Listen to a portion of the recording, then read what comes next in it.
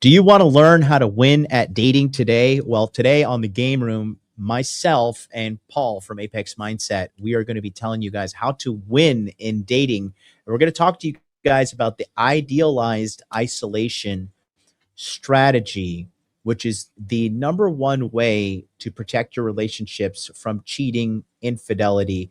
And if you don't actually implement this strategy, you're running a gigantic risk of your relationship going completely south. So you want to pay Yeah, attention you're today. It's going to fucked. be an awesome episode. You're screwed if you don't. Yeah, you quite frankly, you You're are screwed. screwed. You don't follow this. 100%. Yeah. You know, the good thing about Paul and I is our ex-girlfriends don't go on the internet and badmouth us in the comment section. And Not they yet. don't. I mean, I got one or two that I could see embarrassing themselves in doing that, but it would really be an absolute embarrassment of themselves. Do you know what I mean? But most, it's really one I think that might do that because of her, her attitude and her behavior. But yeah, most of the time, like I've been through a lot of you two. We've been through a lot of relationships, whether we want it casual or less serious, as well as serious ones, and Yeah. they don't end badly.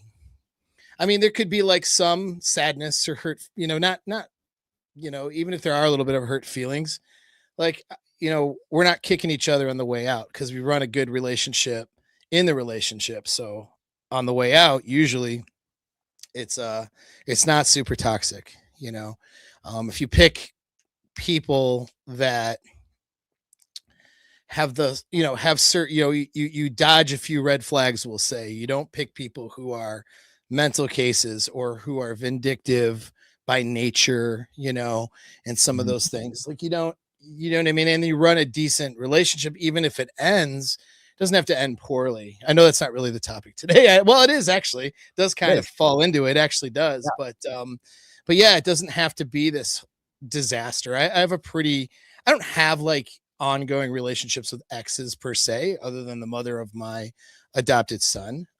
But when I do, like the times that there are interactions, or it's been very good, mostly positive. Like I said, there's really one person where I just is not positive, and it's kind of unfortunate, really is, because I mean, I don't have any. That's another thing. Like I think it's crazy when people break up and then they have this animosity towards the other person, like they want to see them die, they want to see them fail, they want to see them, that's a terrible way of thinking. But so many women, more than men, I feel like, will get that framework and do that. And I Mhm. just think it's a terrible thing. And it's not a good person who does that. Like, it's a one thing to hate somebody because they really screwed you over, maybe, right? I get that. But it's like, you you selected this person, you got in a relationship with this person, you cared about this person, you love this person. Now it's not working out. Maybe they did do something against you, maybe they cheated on you, whatever. But like, I don't know, you know what I mean? You want to see them, you want to see them, just the worst things happen to them. I just never felt that way, even about girls who haven't had a ton of women cheat on me, but that's happened before. It's just kind of like, yeah, at first you fucking like mad about it, fine, bitch, whatever. But once you're, I don't know, you just walk away from it. You know what I mean? And then it's like, I don't have any animosity. I hope the couple of girls who did make that mistake, and they were a long time ago, those relationships. Um, you know, I hope that they're doing okay. You know what I mean? I hope they're probably not. That's the sad thing. You know what I mean? The other side of it though. They're probably Mhm. not doing well. Do you know what I mean? Because people don't fix themselves like they should, Yeah. particularly women who do certain things like that. Right. Um, it's not to condemn them. They certainly could. I want them to, but I don't think they're going to. You know what I mean? And that's the thing. But it's more of a sad thing though. Not really not an animosity or whatever thing. So you're not getting. We don't have exes, you know, disrespecting us like that on platforms and shit and going on shows. And now, not to say it couldn't happen though. I mean, again, there's people are crazy, but sometimes people do crazy things. But if you have good frame, and if you pick if you select the right person and have good frame, that shouldn't really happen very often. We'll put it like that. It greatly reduces your percentage chance. So if you guys are getting into relationships and then they break up and it's super toxic and that's like your normal, which is kind of like most people, and there's vindictive stuff and like you're being vindictive, they're being vindictive, you got to recognize that that's a you problem. There's something wrong with your frame, and not just on the breakup. There was something wrong in the relationship. And so, like, if you want your relationships to go well, you got to figure out where you're failing in that relationship with your frame to have the end result be, this toxic animosity. You know what I mean? And it's not even just like being alpha widow. Trust me, I have those alpha widows behind me, if you want to call it like that. I'm not proud of it necessarily, but it's like the care you take with handling them and handling things on the way out, and the fact that you're not selecting a crazy person to begin with who's vindictive and who would try to get you fired or get a false police report against you. Or, I mean, it's crazy. I had a guy recently, but this is not just one guy. I mean, it happens probably pretty periodically in my DMs or when someone hires me, like to do some consults or they jump in a coaching program, and they'll tell a story like, yeah, I'm like with this girl and I tried to break up with her, and then she showed up at my house and she slashed my tires. And then, I had to call the police, and then we had a restraining, or I had to, then she got a restraining order on me, and then she removed it. And now we're back together, but then we just got into a fight. And I'm just like, do you realize how fucking crazy that sounds? They're like, what do I do? It's like, your problem isn't even, the problem is your frame and your selection process. Your own inner game is the problem, because you're conducting, these relationships are a product of you in some ways. So when they fail, that's not say you're a bad person, but you got to evaluate, where did you fail for that relationship to fail? Where did things go wrong on your end for that to happen? If she was a terrible person, why were you there with a terrible person to begin with? Oh, she psyoped me and lied to me. Okay, so then your skills in vetting and reading people and getting to know people on a deeper level then are lacking, right? That's what that means. You know what I mean? It's, you see, when you take this accountability like this, and when you take that ownership, it's just, it's phenomenal how much power you have. But you have to bag that ego initially to be like, okay, this girl cheated on me. Obviously, instead of being like, well, which is right or which is wrong? Okay, where's my mistake where I would be in a relationship, run a relationship in such a way where the end result is she's banging a coworker? Right? Like that's the question you need to ask. She should have been gone before banging a coworker ever happened. And then, you know what? Let's say you did make some mistakes or just missed it. We can miss things. Even the best experts in the world can miss something. And you find out, oh, she is doing some things here, sending some messages, having a little bit too much contact with his coworker.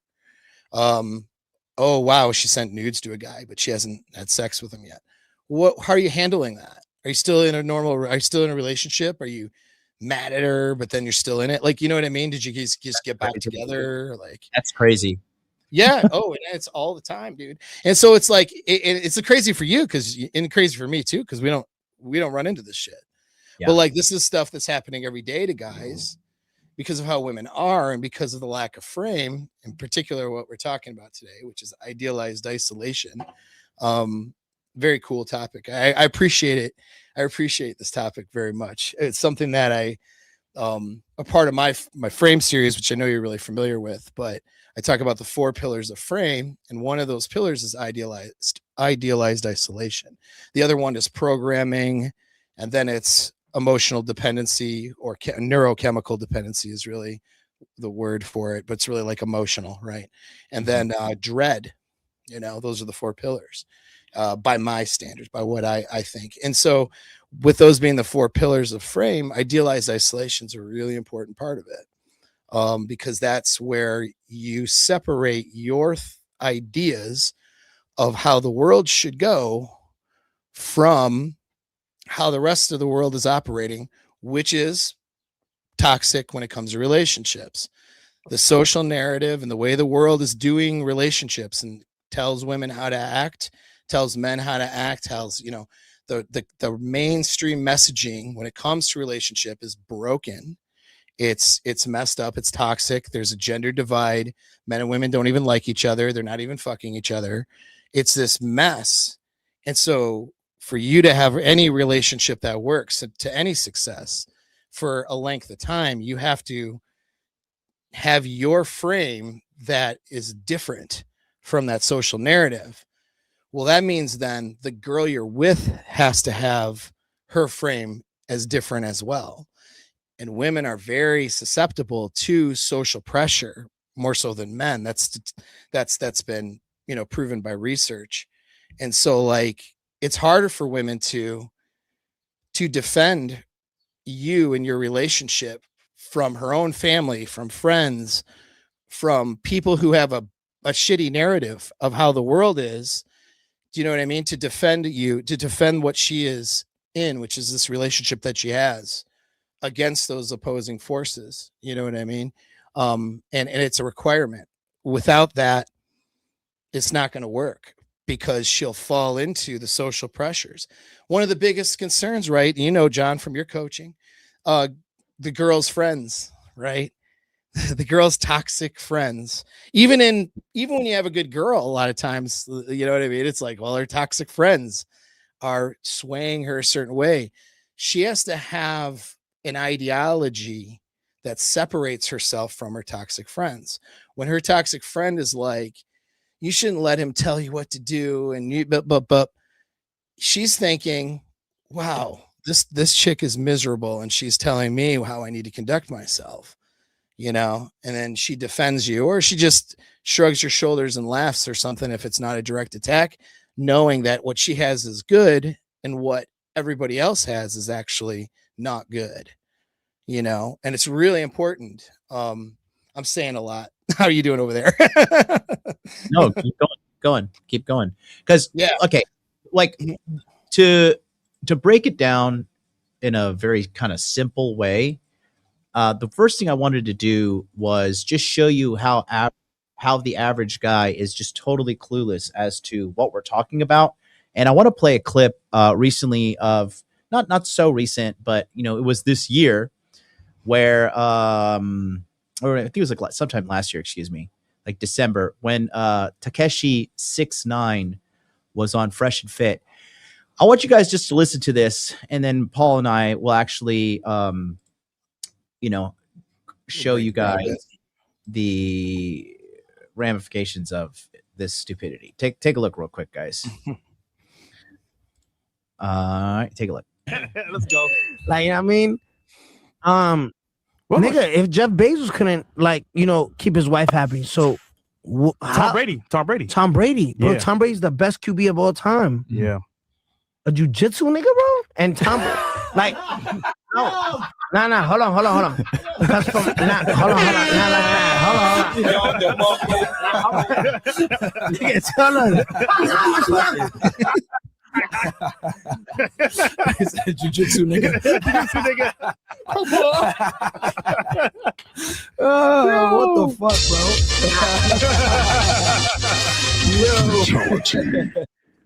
Hold on, y'all making it. That's pretty funny. My birthday, bro. Really? Yeah, that nigga's like my idol, bro. Well, that's gonna go viral now, nigga. I know, nigga. Nah, but I'm just saying, no, but nigga, and let's get on Tom Brady, nigga. Let's. So everybody's laughing and having a good time, but they are all completely wrong when it comes to understanding why why Tom Brady left why Tom Brady's wife left him, first of all. And second of all, you know, these guys I mean, for the average guy, really, it is hopeless. If you don't learn these skills, you are literally just hoping and no, it's not going to work. yeah, you're hoping really, and it's not. If you look at the situation with the dating rates in America, the sexlessness, the isolation, I know everybody talks about the male loneliness crisis, but females are also having a loneliness crisis. And the state of America is pretty bad. And the reason is because guys have strayed away from masculinity. We as America have strayed away from like masculine ideals. And ultimately, I believe our fathers and forefathers before us, they had a better understanding of human nature and females because they weren't constantly getting their senses numbed and desensitized through these smartphone devices that really make you socially retarded. And if you want to have game is high levels of social intelligence, period. That's all game is. It's high levels of social intelligence. So the fact that they're making fun of this really just shows you how hopeless and helpless they are, because if they think like, oh, if Tom Brady can't keep a check, like women don't care if you're the fucking greatest quarterback of all time. Right. All they care about is how you make them feel. 100%. Yeah, because that's the way. I mean, there's two elements here, a couple elements, and I have a wonderful share that just happens to.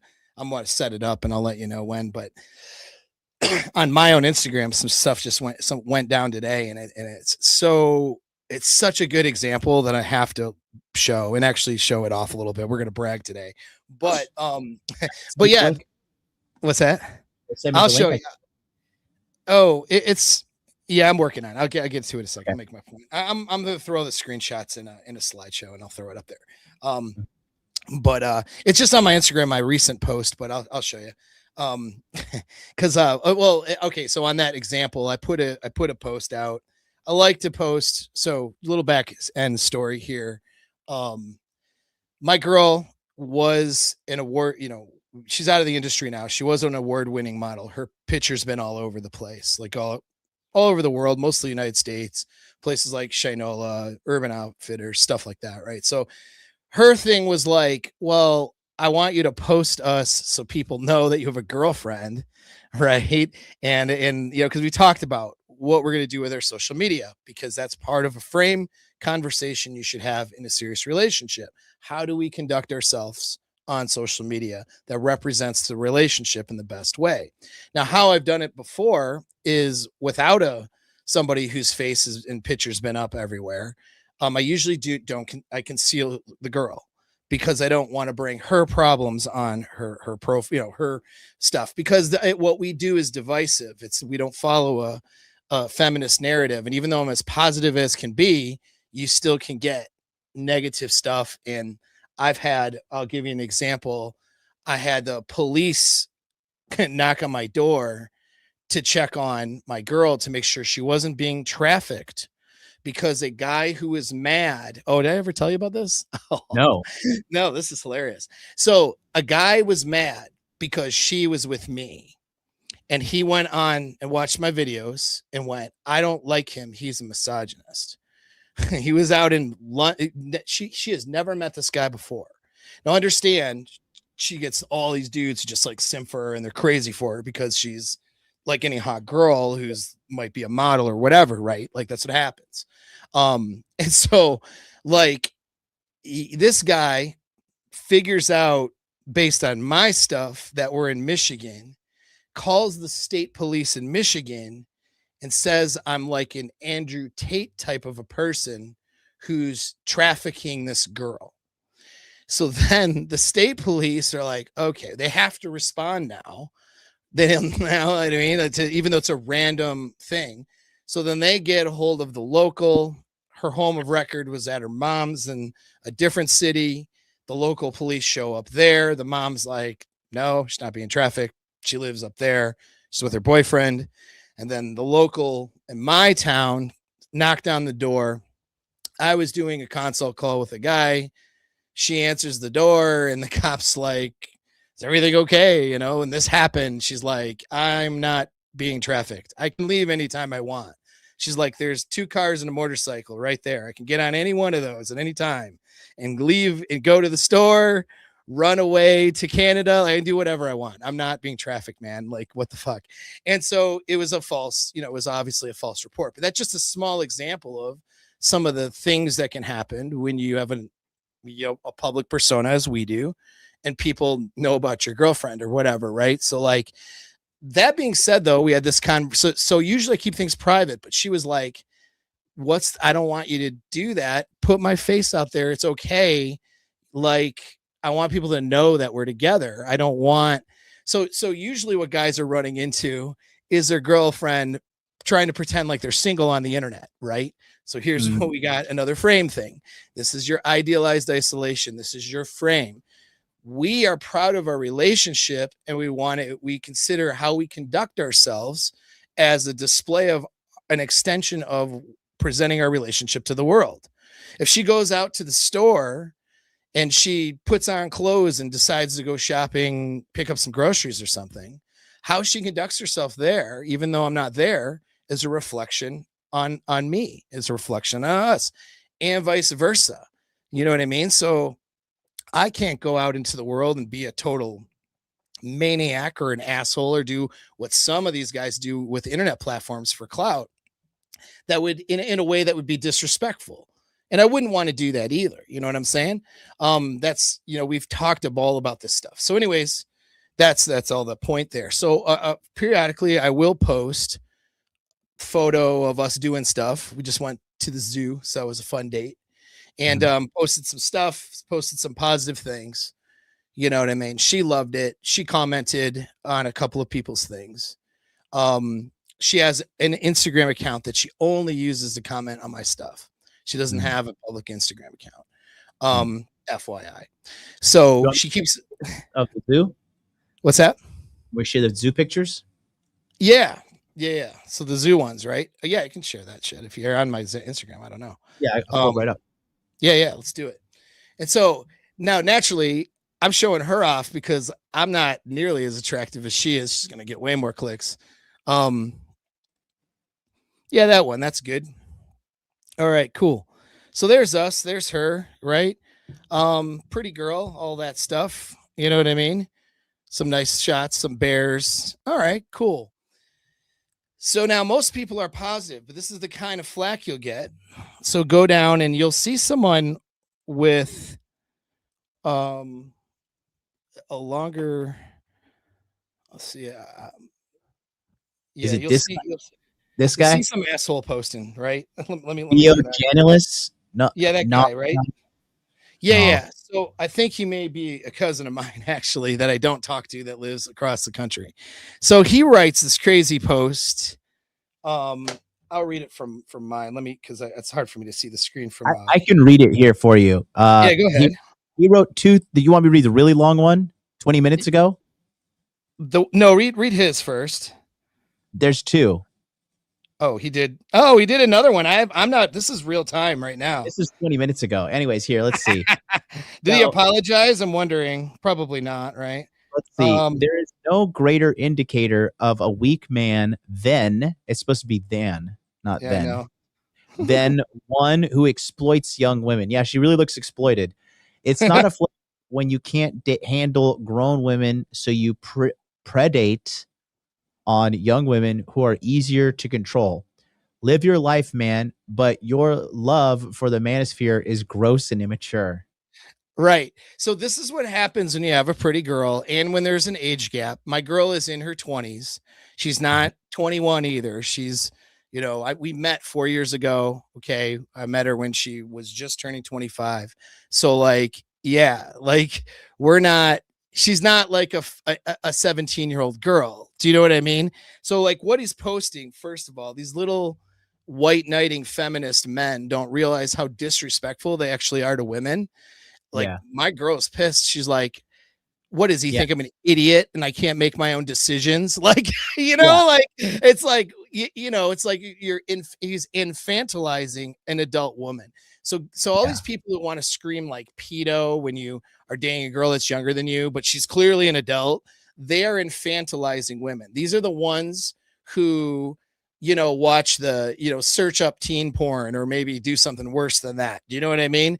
Like, these are the guys you need to look out for, because they're taking an adult woman and they're making her as if she's a child because she's pretty. You know what I mean? That's problematic already. So already this dude is a psychological problem, right? But what I want you to pay attention to is her responses. Yeah, so I could read she responds. He doesn't. Go ahead. It's on the screen here. If you want me to just read it, because it's on the screen for the audience too. Yeah. Or I'll read it. It's fine. Go ahead. Because I have it now. He doesn't exploit me. He protects me. I'm an adult who chooses to do what I want to do with my boyfriend. We have been together for 4 years, and he's the only person I have in my life I can always look to and rely on. He's my best friend, which, because she said that, it's coming from her. You know what I mean? Because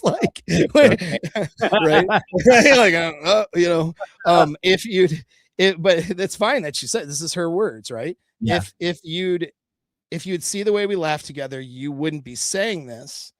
And then she replies again, the only time he controls me is when I'm begging for it. He loves me. All right. So that is what frame looks like. Okay. Yeah. And she's a great girlfriend, or we wouldn't be together this long. Like, she's got a lot of amazing qualities and she's a great person. And so, but it's two things. So you have to pick a good person. That's one thing that can fall into the frame that you have. And then the other thing is, we have a frame of protecting our relationships.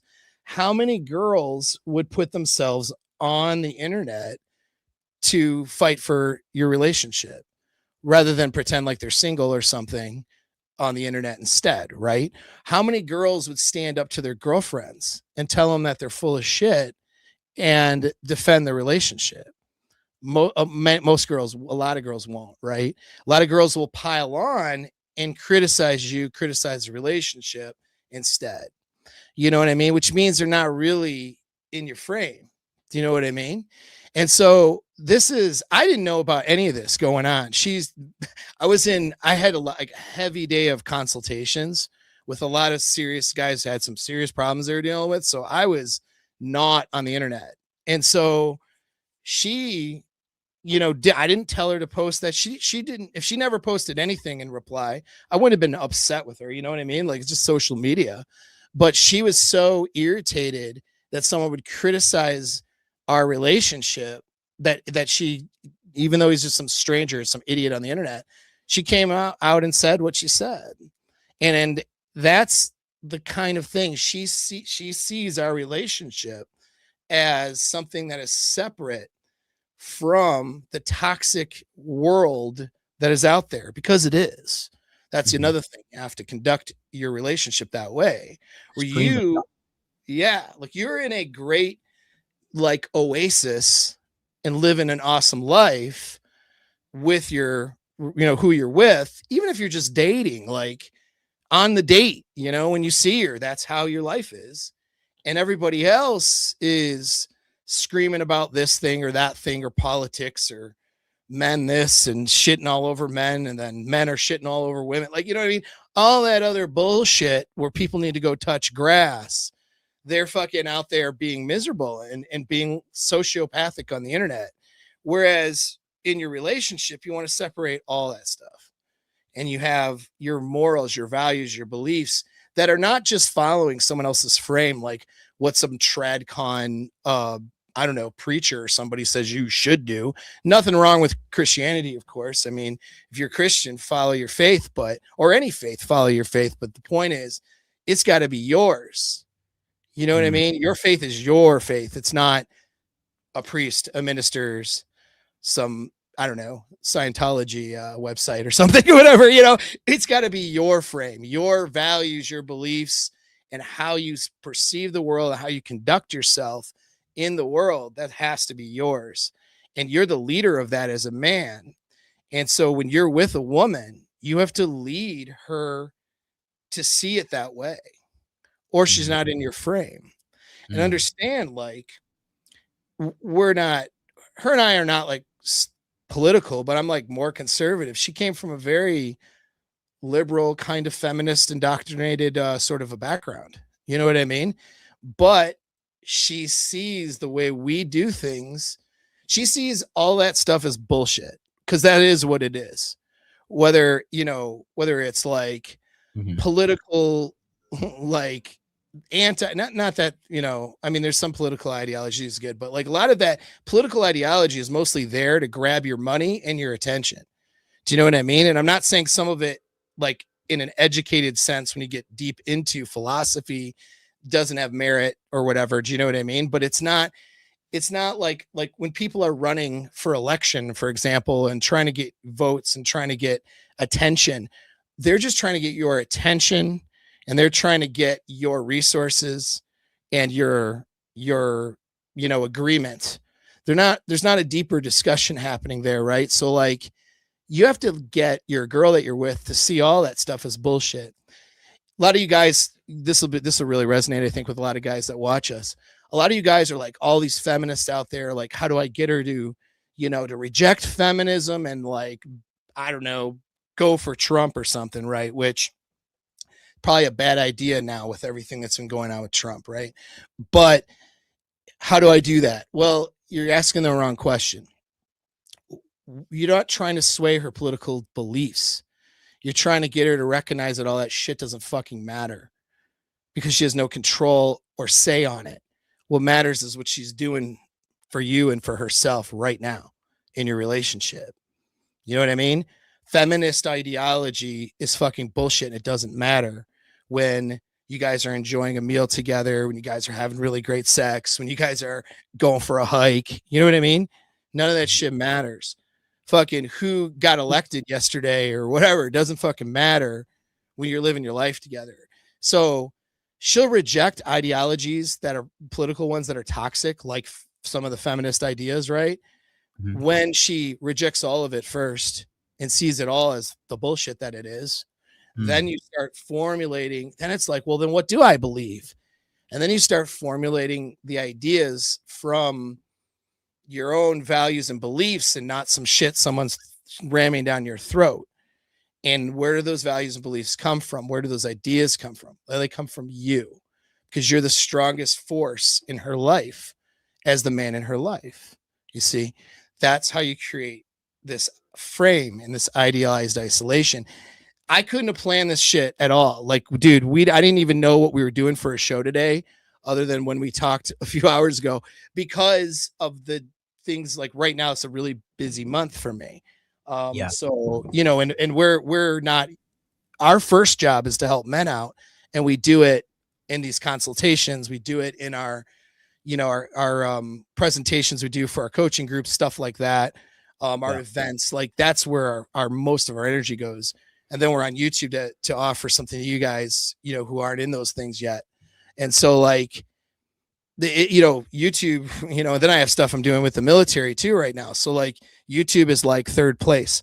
I didn't know what we're going to talk about today. I couldn't have planned this out any better.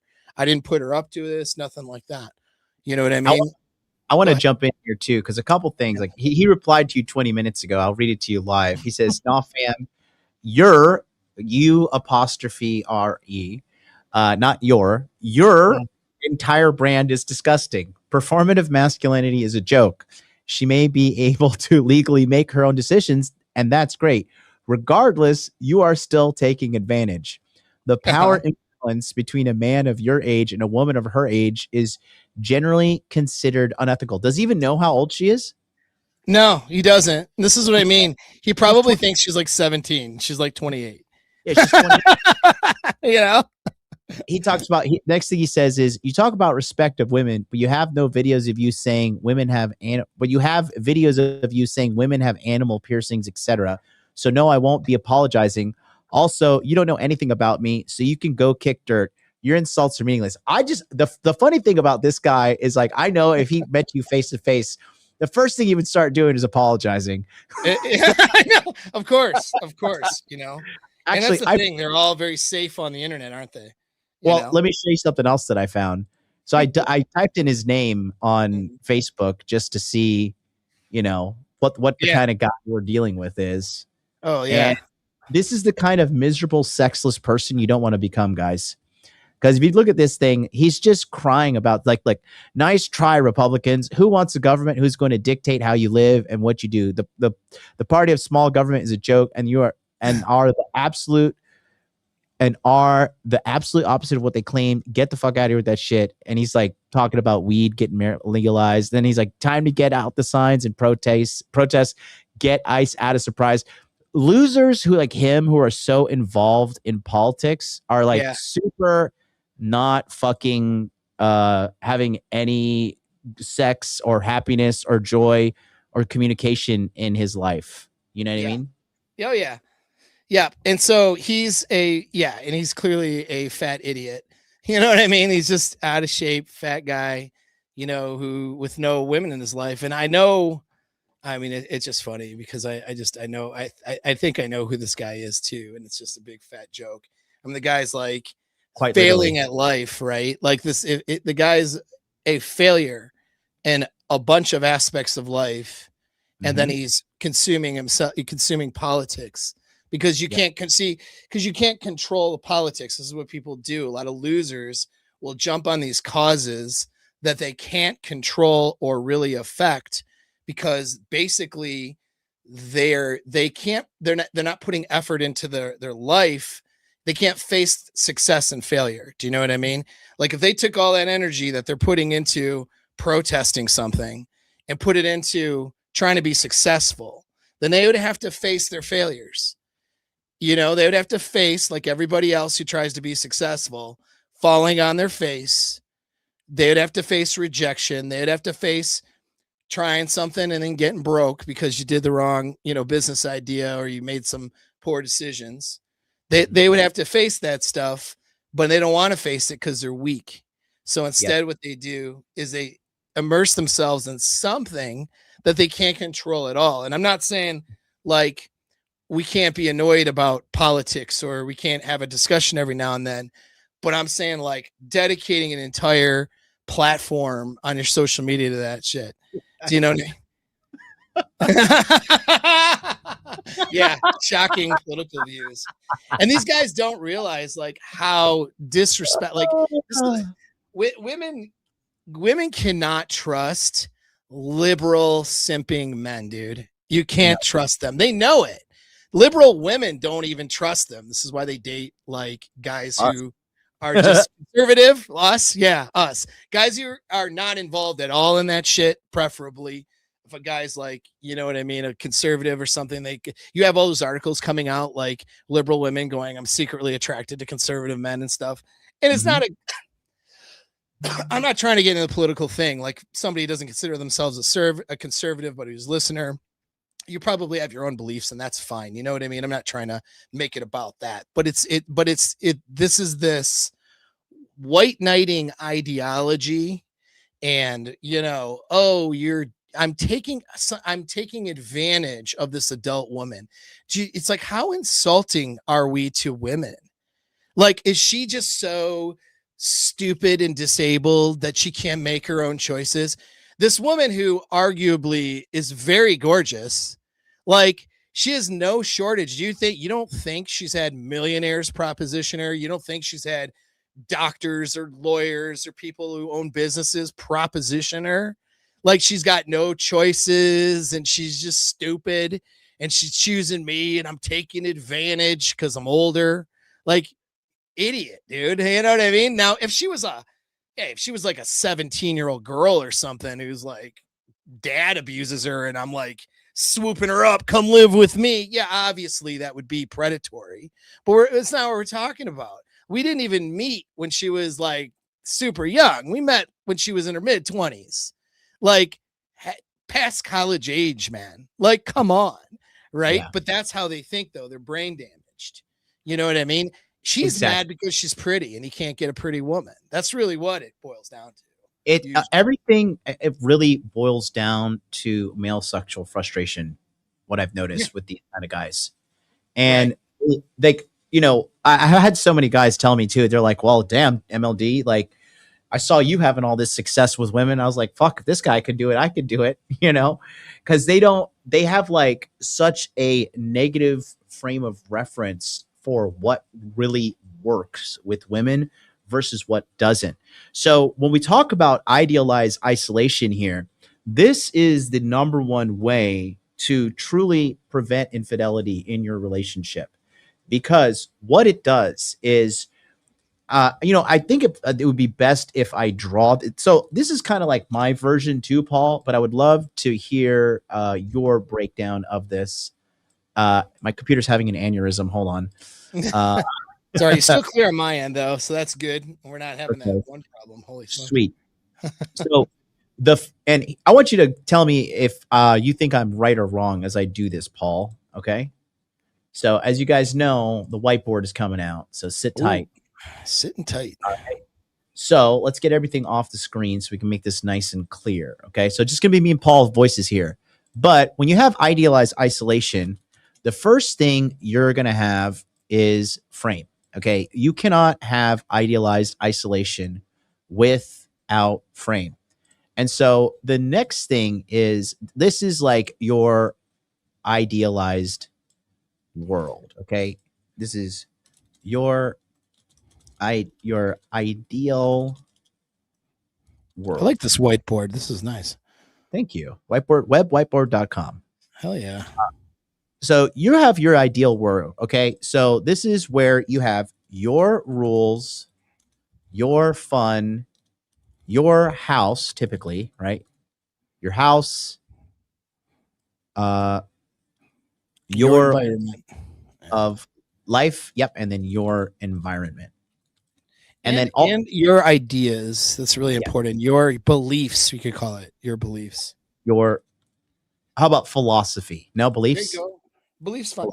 Either one, how you see the world and what you think about it. Yes. And on that note, just a quick little note is they don't have to agree with you 100%.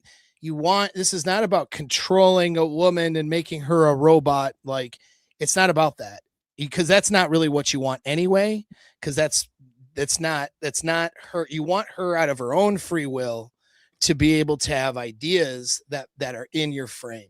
So she might be like a little different in the way that she thinks about something, but it still fits the overall picture of how you see the world. It doesn't conflict. You don't have two opposing ideas that are really important. You could disagree. It's okay to disagree in a relationship, but you're not disagreeing on fundamental principles that, you know what I mean? That's what's really important. Yeah. And then so in turn, when you have this idealized isolation, I'm trying to draw a straight line here, but anyways, whatever. That's a divider. What this actually brings is, let me add another one here. This brings good feelings, safety, security,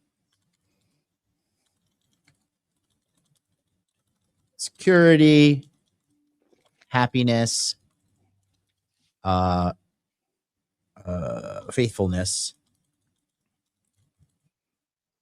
and I think that's basically, and then it also allows her to grow, because really in idealized isolation, you're teaching her and helping her develop and grow, because if not, she's going to be just like every other retarded woman out there, right? Like, marching for some cause that she saw about on TikTok, And so here's the thing, real quick, I want to just add this in. So this is basically how idealized isolation works, guys. So she has to come into your frame. And the reason why this works for dating is because the ultimate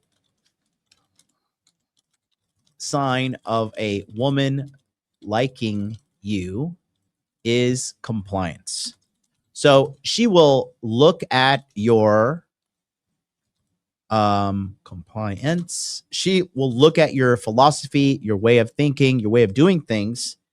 And then if she does like you, she will be happily joining you in your frame, joining you in the idealized isolation. Is that correct, Paul, according to your theory? Yeah. Yep. That is correct. And on that note, just one more thing on that is that, let's say you guys have two ideas about something. I'll give it an example. Like, okay, prior to my girlfriend moving in with me, I didn't really have a ton of house plants. All right. I like plants, but like I leave too often and I can't keep track of I probably could, but I just, you know what I mean? Like I don't keep track of shit.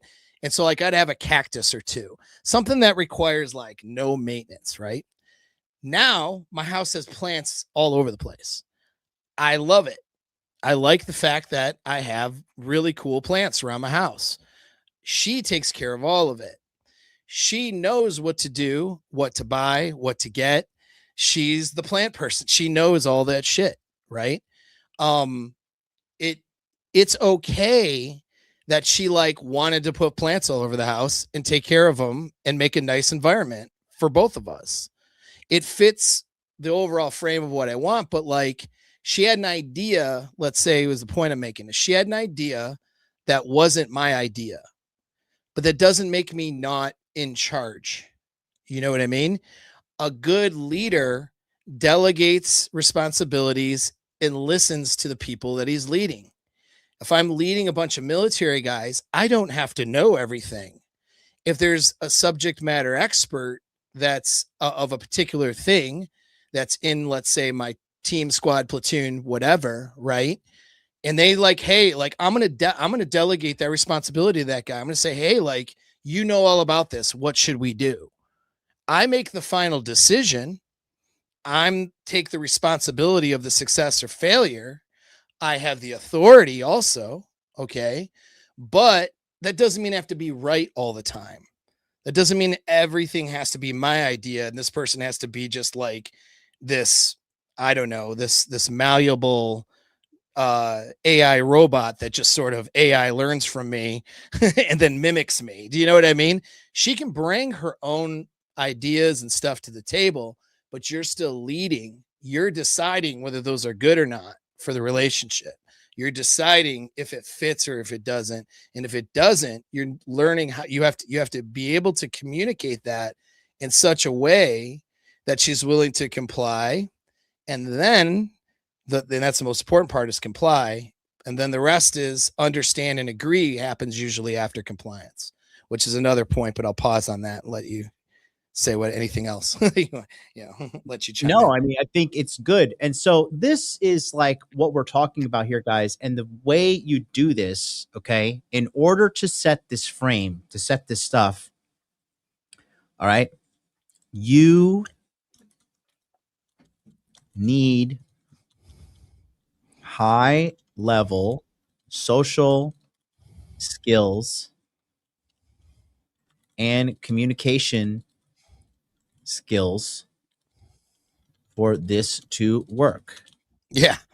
If you don't have that, it's like if you're like a person that's like always like, yeah, I don't want to use any names, but if you're like a very left-brained person and everything's like, oh, these are the rules and this is the logic and this is the way, you're gonna fail. Yeah, you're gonna. So many guys that are very dogmatic, very strict, like my woman can't do this and she's got to do it this way and that's the only way it is. Like, okay, bro, like sit in your car and be alone. Like, yeah, and the women that you do attract are not going to be top tier because this is all. I mean, if you really would talk about, you have to have frame initially, but this truly is an extension of high level game. This is elite level shit, you know? Mm-hmm. And if the reason the majority of men fail is because they are really bad at these skills, and they're bad at these skills because they don't practice them, and they don't practice them because they don't think this is possible. Yep. You know, God, that's so true. That's so good. Yeah. Yeah. Are you there? I'm sorry. Yeah, I'm here. Oh, okay. Okay, cool. I didn't want to interrupt you. Yeah, no, that's so true, man. And that is just so good because yeah, you have to, there has to be that emotional buy-in or reward for her want to be motivated, to want to get on board with your ideas. Do you know what I mean? And this is why relationships, I keep coming back to this point, This is why you can't have a relationship based on a transactional exchange, as many people are saying, because then she doesn't have to be in your frame, and she won't be. It's going to be like, well, I'll make him feel good for now because he's going to buy me a handbag, you know what I mean? Or he's going to take me to a nice place for dinner that I can put on my Instagram. But tomorrow I'm going to go out with the girls and I'm going to present myself like a single girl on the internet and see if I have any, potential takers, or at least get some attention. And you know what I mean? They're just going to do whatever they're going to do. And they're not interested in your frame. They're interested in the exchange, because there's no emotional buy-in unless they're getting something like material or a checklist item out of it. Where when it's frame, it's another pillar of frame is neurochemical dependency, which means she feels amazing when she's with you, and you should feel amazing with her too. Yeah. And then when she's not, or when there's separation just because of life, like you're working or something, right? Maybe she's going to visit family and you're just not, in each other's presence, even if it's just parts of the day. She feels a sense of missing you. She feels like something's missing. If it's too long out, she gets out of frame, she feels like she's not herself, like something's wrong. You know what I mean? And then she wants to get back in that frame and have that good relationship with you. So she's willing to fight for it. And you're willing to fight for it too, which is the only way it can work, is if two people are fighting for it. You can't have one person fighting and the other person going, well, whatever, I don't care that much. You know what I mean? It's like you both have to fight in order to make it work. But your fight, the problem is a lot of guys think that the fight is in placating to the woman, simping for her, telling her she's right. She puts on a bad outfit, let's say, and says, how does it look? And you lie to her and say, yeah, you look fine. Oh, no, you look great, honey. Let's go. No, that's the wrong fucking answer. Why would you let your girl, who should be somebody you're proud of, go out in an outfit that makes her look less, attractive than how she could look? My answer would be like, babe, you're sexy, but I need to burn that fucking outfit. We're burning it right now. Take that shit off. That's my answer.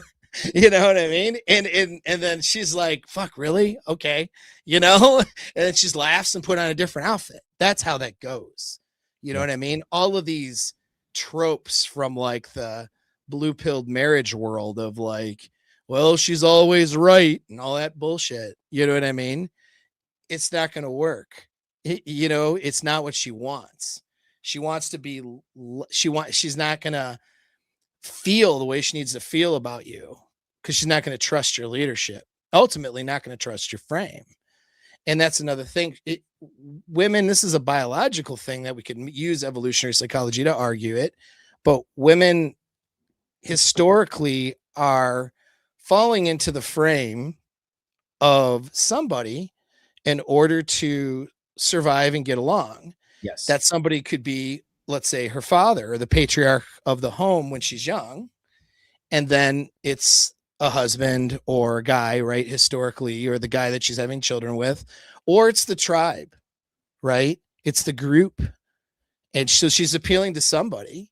Most women today don't have good, strong fathers, and they don't respect men. So they fall into the group, and the group is completely toxic and stares them in the absolute worst directions they could go in as a woman. They need, whether they realize it or not, they need a guy with strong frame, strong values, and a good idea about how to do things in the world to make her feel good. So she goes, wow, this feels so much better, even when I'm mad at him, or even when I don't agree, or even when I've been challenged or whatever. This feels way better than the dystopian hellscape of having simps like my photos and send me their penises on my DMs. You know what I mean? Like it's got to be better than all the bullshit that's out there that brings a woman straight to hell. You know what I mean? And so that's what you have to create. And then you have to be convincing, and convincing isn't placating. It's how you make her feel. You know what I mean? Even when you say no, how are you making her feel? Yep. Does she feel more attracted even if she's furious with you? Or does she feel like she doesn't respect you? Because the outside forces, I talked about this in a course I did in 2021, but like the thing is, shut up and take my money. And thank you, Mr. Wolf. 1 second, we'll get to you. So let me see what I'm going to, okay. So like the how this truly works is the outside, I'm going to fix that, highlight it a second. The outside world typically beats her down. Oh, 100%. And she has, so that okay. I'm glad how we're so on the same page and we didn't really plan this. We didn't plan this at all. This is great. Because the outside world typically beats her down and she will naturally run to her refuge, aka your idealized life. Right. You know? But your life has to be idealized, which means you create great experiences. Sex is an important component. You know what I mean? Not just so you can get, like, there's all these conversations about the internet, like, how does a guy needs to get the sex? And the girl's like, all the men want is sex. And then it's like sexless marriage. You know, it's like, look at Twitter or something. It's just a nightmare. And it's like, no, dude, like the sex is for her. You know what I mean? The sex is for her to feel good about herself and to feel like, wow, I'm living life at a different level because I just had an amazing sexual experience that most of my friends have no idea what the fuck I'm doing right now. I'm winning. You know what I mean? And you don't have to be like a billionaire, but you know, just being in a modest lifestyle where she's happy, she doesn't have a bunch of stress and a bunch of bullshit. You know what I mean? Because she's in your frame. Right. She can have a ton of shit to do. Yes. And have to be like laboring because that's what life is. We all do, right?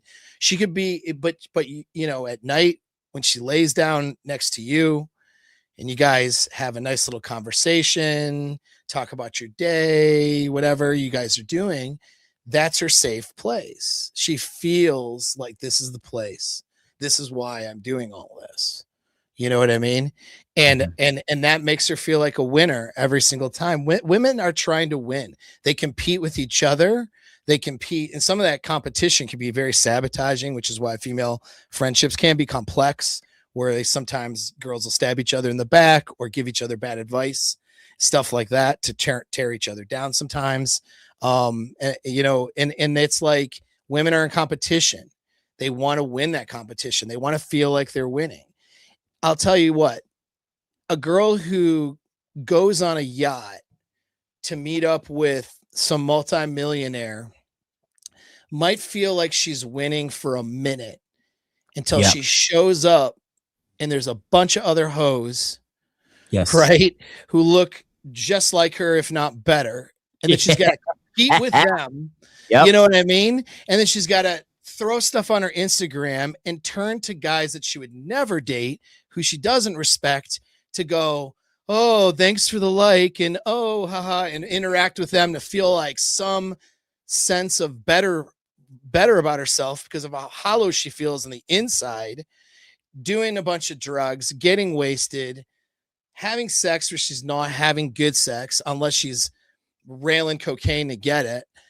That lifestyle, we're talking about that high level Miami, LA girl lifestyle. Do you think they're happy?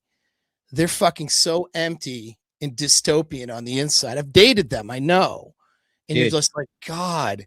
And they don't know how to escape from it because they don't know how to show up to be the girl who can be the girl that the guy makes a wife out of. You know what I mean? Like they don't know how to be that girl. The girl that the guy just says, I'm going to take care of you and we're going to have this amazing life together. They don't know how to be that. And they think they're winning but they're just trapped. And that's the sexual marketplace, is this competition that doesn't matter. And they're just trapped. Let me get the next plastic surgery or Botox, or let me face app. Let me put on more makeup to try to compete. It's a hellscape, dude. It's fucking hell for these women. And then they meet you, a fucking dude who just makes her laugh, dude. You don't give a fuck. You're not afraid of anybody or anything. You know what I mean? And you're like, let's go do something fun. You know, and she's like, oh, what about my hair? And you're like, really? Who cares about your hair? You mess it up. Let's go. You know what I mean? We're going for a fucking walk. We're jumping in this lake right now, and you're gonna get your hair wet. Shut the fuck up. And she's like, okay, this is way more fun. You know, it's like, the thing is, women live in this constant state of fear and worry, and it's so fucking annoying. Like that's not always, but there's a lot of them. Everything's fear, everything's worry, everything's fear, everything's worry. You know, and that causes them to make a lot of bad decisions because our brains are constantly like looking for threat and shit. And you know, when it comes to idealized isolation, it protects you. It truly protects your relationship from the number one thing that is going to try and sabotage your relationship, which is outside forces. Like the fat guy that's messing with your comment section right now, right? This guy is clearly a fat incel. Okay. Yeah. He's a loser. He's miserable. He's not happy. And he is trying to, he sees your happiness and he sees you with a very beautiful girl in a sea of fucking fat pigs in America. And he's like, he's like commenting like, I'm happy, dude. What is wrong? And because the reason he's doing this, guys, he's attacking Paul because that guy within his own skill set does not believe this to be possible. Therefore, he assumes Paul is doing some nefarious bad thing, and the poor victim girl is just brainwashed because she's so stupid, and Paul is such a predator that you know, she's just such an idiot that he's been conning her for 4 years in a row. Right. It is crazy to think about. The level of disrespect that these male feminists have to women is just so crazy. Because I mean, we joke around about like gender shit. We'll say something kind of off color about chicks or whatever, right? And then a lot of that shit's well earned too, with the way a lot of these women do act. But we're not really like, we are the opposite of disrespectful to women, because we expect women to have the same agency that every human being should have. We expect them to be responsible for their decisions, like every woman should be. And if they make a mistake, they need to own the mistake. If they do something wrong, they should apologize, just like we should in our lives as men.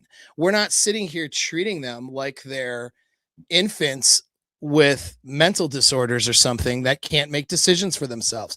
We're expecting them to make better decisions for themselves. And when they don't, then we got something to say about it. That's not being disrespectful. It's being observant.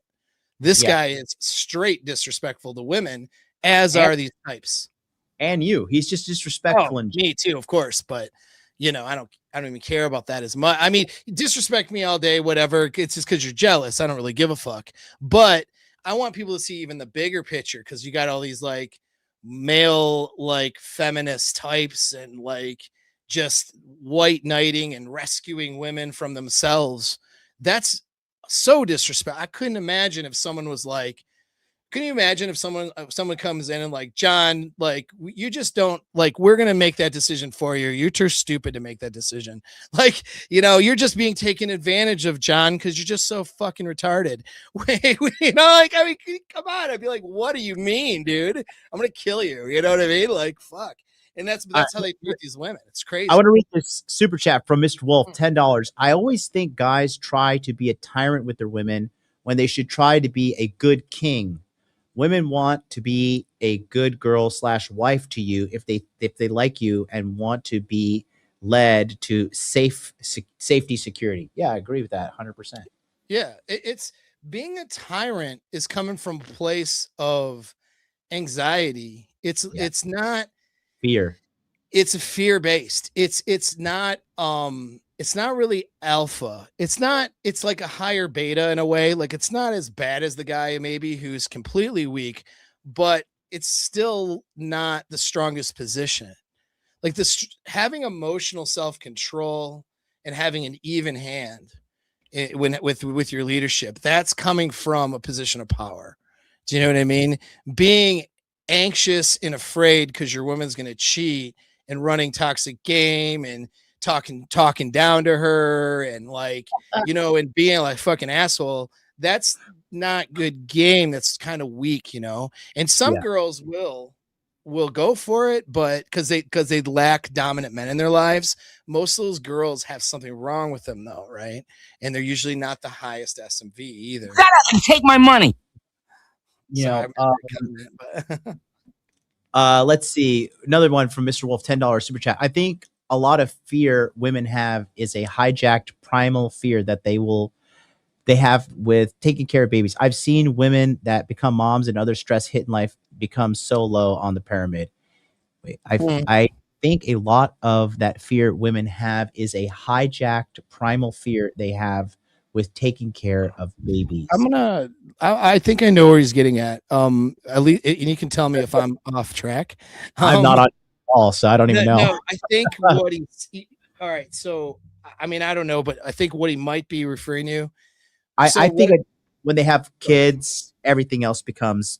Yeah. So this is why. Okay. And this is, I don't like to jump on the shitting all over single mom trend only because it's just the popular trend and it's easy. You know what I mean? But that doesn't mean I'm saying to you guys, you guys should wife up these single mommies. Like, I'm not saying that either. I want you to have an objective view about things. Okay. Here's the fact about single moms is that when they have a kid, their priorities change. They're not free to just explore a relationship with a new guy, stay casual, learn about herself, learn about the guy, and make a conscious, slow, calculated decision to organically be in that guy's frame. Let the commitment happen organically after you vetted each other for a period of time and then move forward with a happy relationship.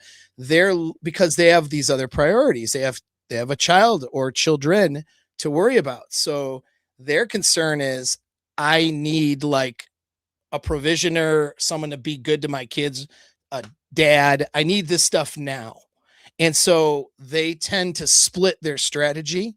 So single moms will usually just like, they're tired, that they probably work. I mean, I'm not talking about, the outliers who are literally just living off of baby's daddy. Most single moms they're on their own. And so they're fucking dealing with a kid, juggling jobs, trying to stay fit, trying to do. So they just massively made it more difficult for themselves to be an attractive woman in a relationship just because they have to juggle so much stuff. Right. And so then when it's time for them to go out, they finally get a babysitter or whatever. It's like, they're going out to get laid tonight, dude. Like, that's it. Like they haven't had a man in 2.5 months. They're getting sex tonight. And so that's okay, cool. But then they want daddy also. And when they meet daddy, they're like, well, I can't just bang him like I did that rando last weekend. I have to, because then he's not going to be daddy. I have to like make him kind of jump through some hoops and show me he's a good man. And the problem with that is doesn't make her free to naturally fall into a guy's frame and to naturally have that draw or attraction to him. Transactional part of the relationship becomes the utmost need. It psychologically becomes in the forefront until those kids are older. And then, of course, I mean, if you're watching us and you're in your 50s or 60s and the kids are growing up, that's different. But when a woman has kids to take care of, you can't be her priority. So this makes them better casual girls who want to get laid and not have a guy calling them all the time because they got too much to do. but not really good for a long-term relationship. But then that makes them resent men a lot of times because no one wants a long-term relationship with them because of all the baggage that they have now. And it creates this problem. And then they bring all those problems to you to try to deal with. And they're often not prepared or able to fall into your frame because they got too much to protect and too much to worry about. And they don't trust men because they have a track record of being betrayed by men, usually by their own decision making. You know what I mean? And so I'm not taking away their agency. They made those choices, but that caused betrayal, left traumatic scars. Now they can't. So now you find yourself with a woman who's attractive, who throws sex at you when she thinks, when either she's making you wait or she's throwing sex at you. It's usually one or the other. And then it's like, okay, what are we? Like, I got this fucking kid to take care of. So you better be serious. You better not just be stringing me along. And it's like, it's not about stringing a girl along. It's about growing into a relationship organically because it takes time to get to know somebody. It takes time to vet each other out. There's been plenty of times when you're dating somebody and she's a great girl, you're a great guy, but it just doesn't work out. You just have different ways of doing things. And you're just not good for a long-term relationship. Does that mean that like, oh, okay, like you just strung the single mom along and you're a terrible guy? No, it's called dating. But single moms really struggle with dating because they can't relax and just have the priority of letting things develop naturally. You know what I mean? And now if a woman can do that and has done a bunch of self-work, if she checks like a ton of different green flag blocks, I'm not going to tell a guy, you know what, she's a single mom, you should not date her. You know what I mean? Like if they spend 2 years in a non-entangled relationship, meaning no mortgage, no one's daddy yet, all right, if they spend a significant amount of time living separate lives and seeing each other when they see each other and growing organically, and it shit works out, I'm not going to tell a guy, oh, and for those of the internet people who don't get out of their computers, we coach people for real. Okay. There's a lot of times guys are like, yeah, well, she's single mom, but she's pretty and we're in this thing. I'm not going to be like, oh, about those single moms, you should dump her. Sometimes, but the reason you're dumping her isn't because she's a single mom. The reason you're dumping her is because of her behaviors that tend to go with single motherhood when she's in that position, right? That's the reason. And you are dumping her because she's a single mom. Well, you're dumping her because of the behaviors that single motherhood can cause, though. If she can overcome those behaviors, which means she has to be able to show up and be a feminine woman who is excited and happy to see her man with all the stressors of having to be two parents and a man. That's really fucking difficult, dude. And unfortunately, and I have empathy for them, but unfortunately, that's the choices you've made in life, and that's what you have to deal with. There's people out there who are missing limbs and shit who have to figure out how to date. There's people out there who are suffering various different things in life, whether it's poverty, whether it's physical ailments, whether it's whatever. So like, you know what? Her things she created on her own. It's up to her to fucking overcome that and deal with that, which again comes back to agency and accountability, which unfortunately is lacking, particularly in the United States for women, but I'd say men too now at this point. We've gotten to a point where men don't have accountability either. They're just on the internet fucking making excuses. You know what I mean? And so that's the thing. I'm not demonizing single moms, but most of the time it's not a good idea. And the reason it's not a good idea for a man is because of how she is and how she shows up. You know what I mean? I'm looking at some studies and stuff too on top of that. And I think the thing about the single mom thing, I have no problem with a guy who meets a single mother and she checks all the boxes and 100%. There's nothing. And because honestly, taking care of those kids and stuff is going to make the world a better place. Because children need fathers. Everything sucks now because of single motherhood in America, because it's out of control. And if you look at just, I have my psychology degree above my head there, right? And if you just look at the data,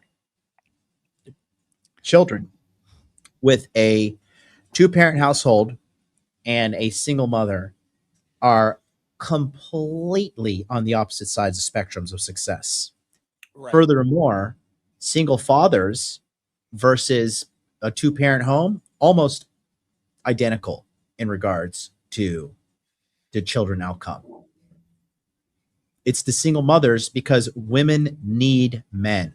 They cannot survive on their own. That's not the way life is. And a lot of women, have pseudo replaced men with a job or a government welfare, etc. But the result of having bad kids,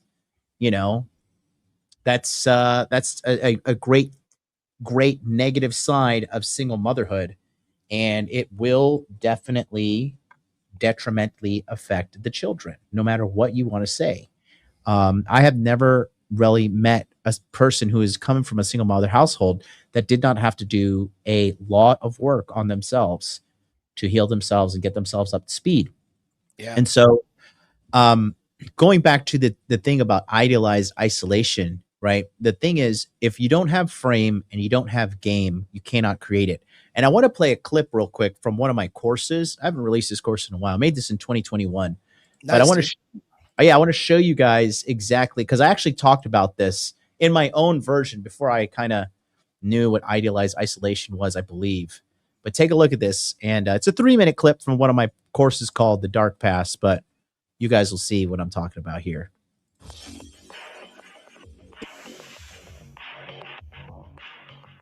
Deep seduction philosophy. So what we're going to talk about now is the backbone of your success with women long-term to keep them very interested in you, addicted to you, and pretty much willing to do almost anything for you. Okay. Real quick, just so you guys know, the right side of your face on your screen, I had a huge fucking wisdom tooth that this Japanese dentist did a terrible job on. That's why my face is swollen and my speaking is muffled. FYI. I thought maybe you just got punched in the class. You No. want to provide positivity and happiness while around her. Okay. Pretty much the backbone of your success with women long-term to keep them very interested in you, addicted to you, and pretty much willing to do almost anything for you. Okay. So ultimately, you want to provide positivity and happiness while around her. Okay. You want to be providing safety and security. You're going to be her masculine refuge. Okay. Positivity, happiness, worry-free, safety, and security. Okay. And when she comes to you, she gets all of these positive benefits. Okay. Now, what you're going to do is you're going to let the real world do the real seduction for you. She's going to go back out to the real world after she's done having her interactions with you. What is the real world for the average modern woman? It is harsh. It is negative. It is draining. And for the most part, it is unpleasant.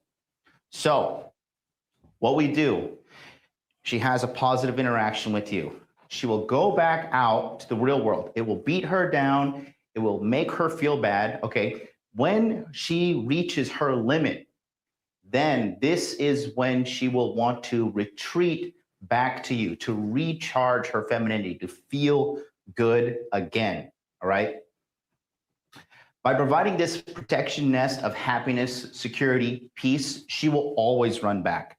The moment her interactions with you start to be harsh, negative, draining, and unpleasant, that's when she begins her search for another guy. Okay. That's what 90% of guys do. And girls will typically stay with these guys for other reasons, financial, status, the list goes on. All right. Now, as a man, if you can provide positivity, happiness, worry-free interactions, okay, safety and security, you're already in the top 1% of men. Okay. Add money, muscles, status,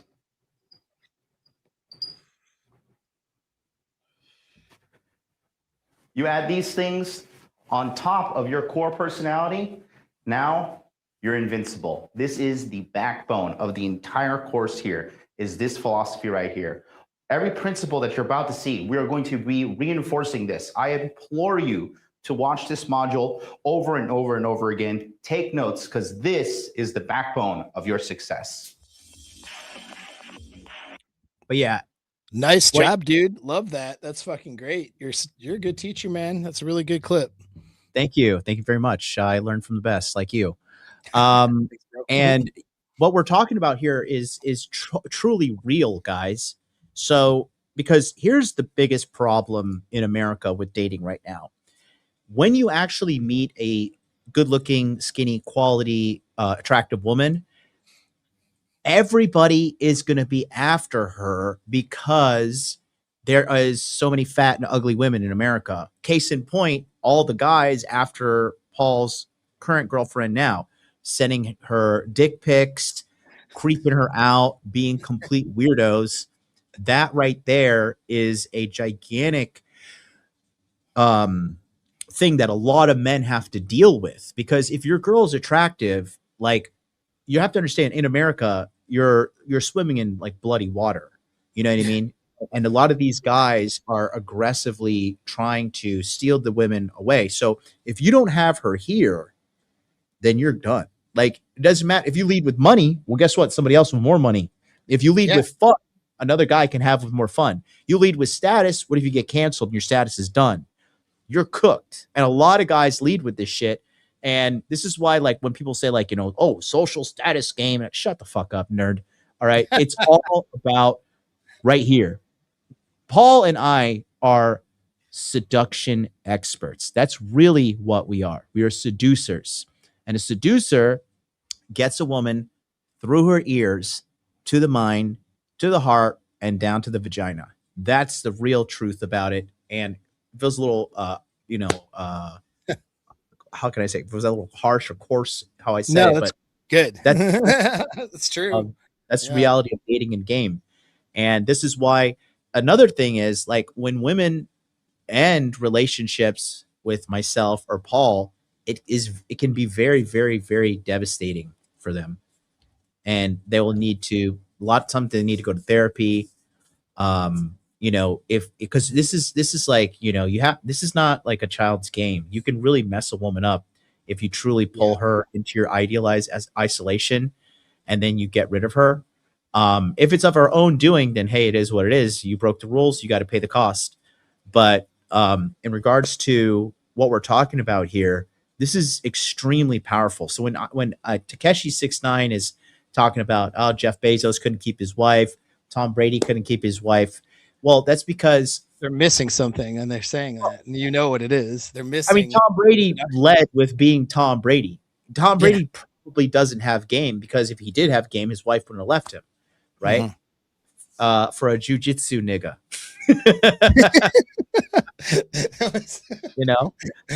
So that being said, this is the most important tool in your kit. None of this matters. Getting sex, all that shit, nothing of that matters if you cannot keep the chick and domesticate her. If you want to be a real fucking player, you want to be a real G, a real man, goes out to the wild, catches a woman, and domesticates her. Now you have game. Now you're the fucking man. If you can't do that, you're not the fucking man. I don't mean domesticate her for 3 days, 4 days, a sex weekend, even a couple of months. I'm talking about multiple years where her life's purpose is to make you better. Her life's purpose is to serve you and lift you up and help you become a better man. Her best life is you living your best life. That's real love. That's real power. That's real dedication. That's the shit that moves mountains. And that's what's dying nowadays, because everybody's at each other's throats, and men don't know how to lead, because a woman cannot lead a man to idealize isolation. They can only search for it. It is up to the men to create it, maintain it, and grow the relationship with her, grow the love with her, all those things. Oh, yeah. Yeah, because, like, I mean, here's, to get deeply philosophical, I guess. And maybe a little esoteric or something.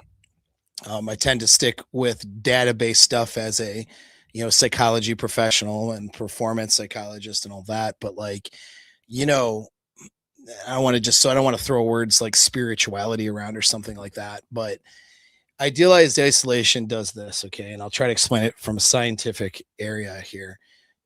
By design, whether you believe there's a higher power doing it or whether you think it's, the way that we evolved, by design, we're supposed to connect with others. And the deeper that connection is, the more we're going to flourish. And we're supposed to connect with women, particularly because that's how we're raising our families and propagating the species, right? And so right now, you have this transactional mindset where it's, I need to get this, and what am I going to get? And then the other person's like, well, what am I going to get if I give you that? And it's just a game of what can I get? And the reason why you hear on a lot of podcasts and different things, and it's no offense to those guys doing the podcasts, some of them are very good at what they do, and it's entertainment that I'm not as good at, right? Be honest. But these very entertaining podcasts, but they get into like, how these beautiful women, like you just can't keep them happy because like Tom Brady had millions of dollars and he's the GOAT, and just like, and here she is, like she's wandering off, well, yeah, because there's not a deep connection between those two. There's no wandering off. Where are you going to wander to when you have idealized isolation? Yeah. This is your person. And that's it. I'll just say, like, no matter what I am and no matter what you are, there's somebody who's better. This is like taking it back to some of my friends who were in Delta Force, right? So I don't talk about my own military experience online very much. So I'm not going to. I'm going to talk about theirs. And so these guys who are in Delta, okay, it's not like, oh, I made Delta Force, now I'm in and everything's cool. I can just be in Delta Force now. I can be a Delta operator and everything's awesome. Hell no. There's somebody faster, smarter, better, bigger, stronger, more talented, waiting to take your spot as an operator. This was the thing that surprised the shit out of me as I started going up in tiers in the special operations sort of world, right? And working around people who've done even more phenomenal things than I've ever done. No matter how phenomenal some of these guys were, friend of mine, God, this guy's such a good guy. I got to give him a call, right? Soon. This dude, like, he scuba qualified, Halo qualified. The dude is the man. He's the shit. You know what? There's somebody better than him waiting to take his spot the second he slips up. Because in that environment, like professional sports or whatever, you have a bad year, you're out. The average operator life for Delta is only about 1.5 years or so, because there's someone faster, stronger, better, who's just this much, just a little bit better than you are, and you were better than he was last year. But now you sort of aged out of your position very quickly after a few deployments. You're now doing admin shit, or you're moving to a different part of the Army, or you're retiring, or you're staying within the ranks but moving out of the operator status. Somebody's willing to take that spot anytime. Well, that's the same with you and a pretty girl. Do you think when you get a pretty girl, there's not somebody bigger, faster, stronger, makes more money, better looking, willing to take your spot at any fucking moment? Do you think my girl has been propositioned by guys who are multimillionaires, guys who are doctors, surgeons, whatever, younger dudes who look better than me? Fuck, I look like the Thing, right, from the comic books, dude. I'm Ben Grimm over here. There's plenty of better looking dudes, right? There's plenty of I make good money, but there's plenty of guys with more shit than me. Do you think she's sticking around because of all of those things that I can provide or whatever? Only that's it. You're cooked if that's the case. Now you're dealing with, that's it. It's done, because she will always find someone better. I mean, yeah, that's it. There's always bigger fish. There's always fish. And you could be the biggest fish today, but then what happens in a year or two, right? Like, I was in better shape 10 years ago. than I am now at 48 years old. What about 10 years from now? Does that mean I have to fucking, just go live in the woods? Does that mean I have to go live in the woods somewhere because I'm not as, as fast or strong as my younger self? Yeah, I'll live in the woods with my hot ass girl because she has idealized isolation. You see, that's the thing. It's funny. She texted me earlier today. She's just like, she's like, I want to live for you. I want to live with you forever as long as it's in the woods away from everybody. And so like, that's her mindset because things are so good here that everything else is a threat. It's a danger. And you know what? She's right. Cause it is. She's not even wrong about that. And you know what? Things for you as a man, those things out there are dangerous. You guys who are indoctrinating yourself into like the pornography, into online, you like this guy who's yelling at me online because my girlfriend's hot or whatever and thinks she's a victim. That guy has ruined his brain. You can just look through his social media and see that he is on the internet. He's living in poverty somewhere, not fixing his life on the internet, arguing about some political shit he can't change or affect. That's the danger. Do you know what I mean? That's the evils in the world that are out there. It's going to take you away from your purpose as a man. And you know what? That shit will take your girl away in 2 fucking seconds. If you don't have the game to keep her, I mean, all it took was a guy who's better at jujitsu and could roll with her and make her feel some kind of emotion while Tom Brady's out, doing good things for his team. When Tom Brady's not paying attention to her because he's busy doing what he needs to do, all it took was some guy who had something he didn't have, snatched her up just like that, right? She had idealized isolation in game. She wouldn't be going anywhere. As soon as the guy tried it, she would just be like, what in the fuck is this guy trying to do? And she would like downgrade him. She would go tell Tom, like, dude, this my jiu-jitsu instructor is an idiot. I'm changing where I'm training at. Like, you know what I mean? If she was in love with Tom, she wouldn't be fucking going to jujitsu. Okay. Probably not. I mean, maybe. I don't know. What I've noticed, and this kind of ties into a separate point when we talk, you and I both agree that a man has to have the ability to be lethal to truly be attractive to women. Yeah, that's actually true. And I think the fact that he was like, he's a killer. He's a black belt in jujitsu. And those guys, he's attractive and he's dominant. Everybody, submits to him in the school, and he's run the whole thing there. Yep. Mm-hmm. Yeah, for sure. And then the thing is, because guys are like, Giselle is probably just used to a lifetime of guys being like, oh my God, baby, you're the perfect queen. And she met this jiu-jitsu guy, and he's like, listen, come here, lay between my legs. Let me show you something. My girl's never going to jiu-jitsu. I'll be a tyrant about that. Well, but yeah, it's like without that emotional buy-in and isolating herself idealistically from the world, it's like she sees the attention from the world as being like validating if she's not in idealized isolation. Whereas a girl who is, whereas it's the opposite. When a girl sees her guy as the guy, she sees all this other shit for what it is. All these simps on the internet, just like, I'll do anything to get you. I'll take care of you. He's a piece of shit. He doesn't love you the way I would love you. Like all that bullshit. She knows it's bullshit. You know what I mean? Girls know. What was that? Just the hot gay button. Nice. Very good. But going to what you're saying too, because look, guys, here's the thing too. All right. This is going to sound self-serving, but I have really not met many other dating coaches or people online that are talking about this, which is the most crucial component of any type of dating success. If you want to see how shut up and take my money, Clavicular consistently gets humiliated by chicks despite being the looks max king, and now he's just got a nose job and all this crazy stuff that he's doing that doesn't command obedience and respect from women, because you have to command this kind of respect and obedience without being a tyrant.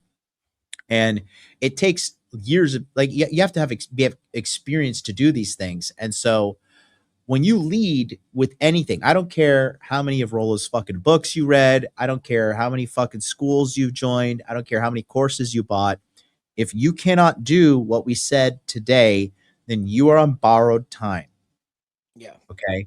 You're on borrowed time because women naturally and instinctively look for this kind of stuff. They want safety. They want security.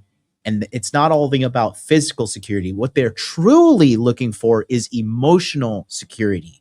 When they make a choice in their heart, okay, this guy will protect me. This is a good guy. This is the guy I should stay and work. This is a good situation. And another thing is there's so many bad guys out there with so much bad game. So many women don't even know this exists. No. They search this the whole fucking life. They search for this stuff and they never find it. Right. Yep. And a lot of guys don't know this is possible. This is why to this day, I can probably hit up the majority of the women that I seriously dated, and I could probably get back in there if I wanted to, if I wanted to. I'm not evil. I won't do that.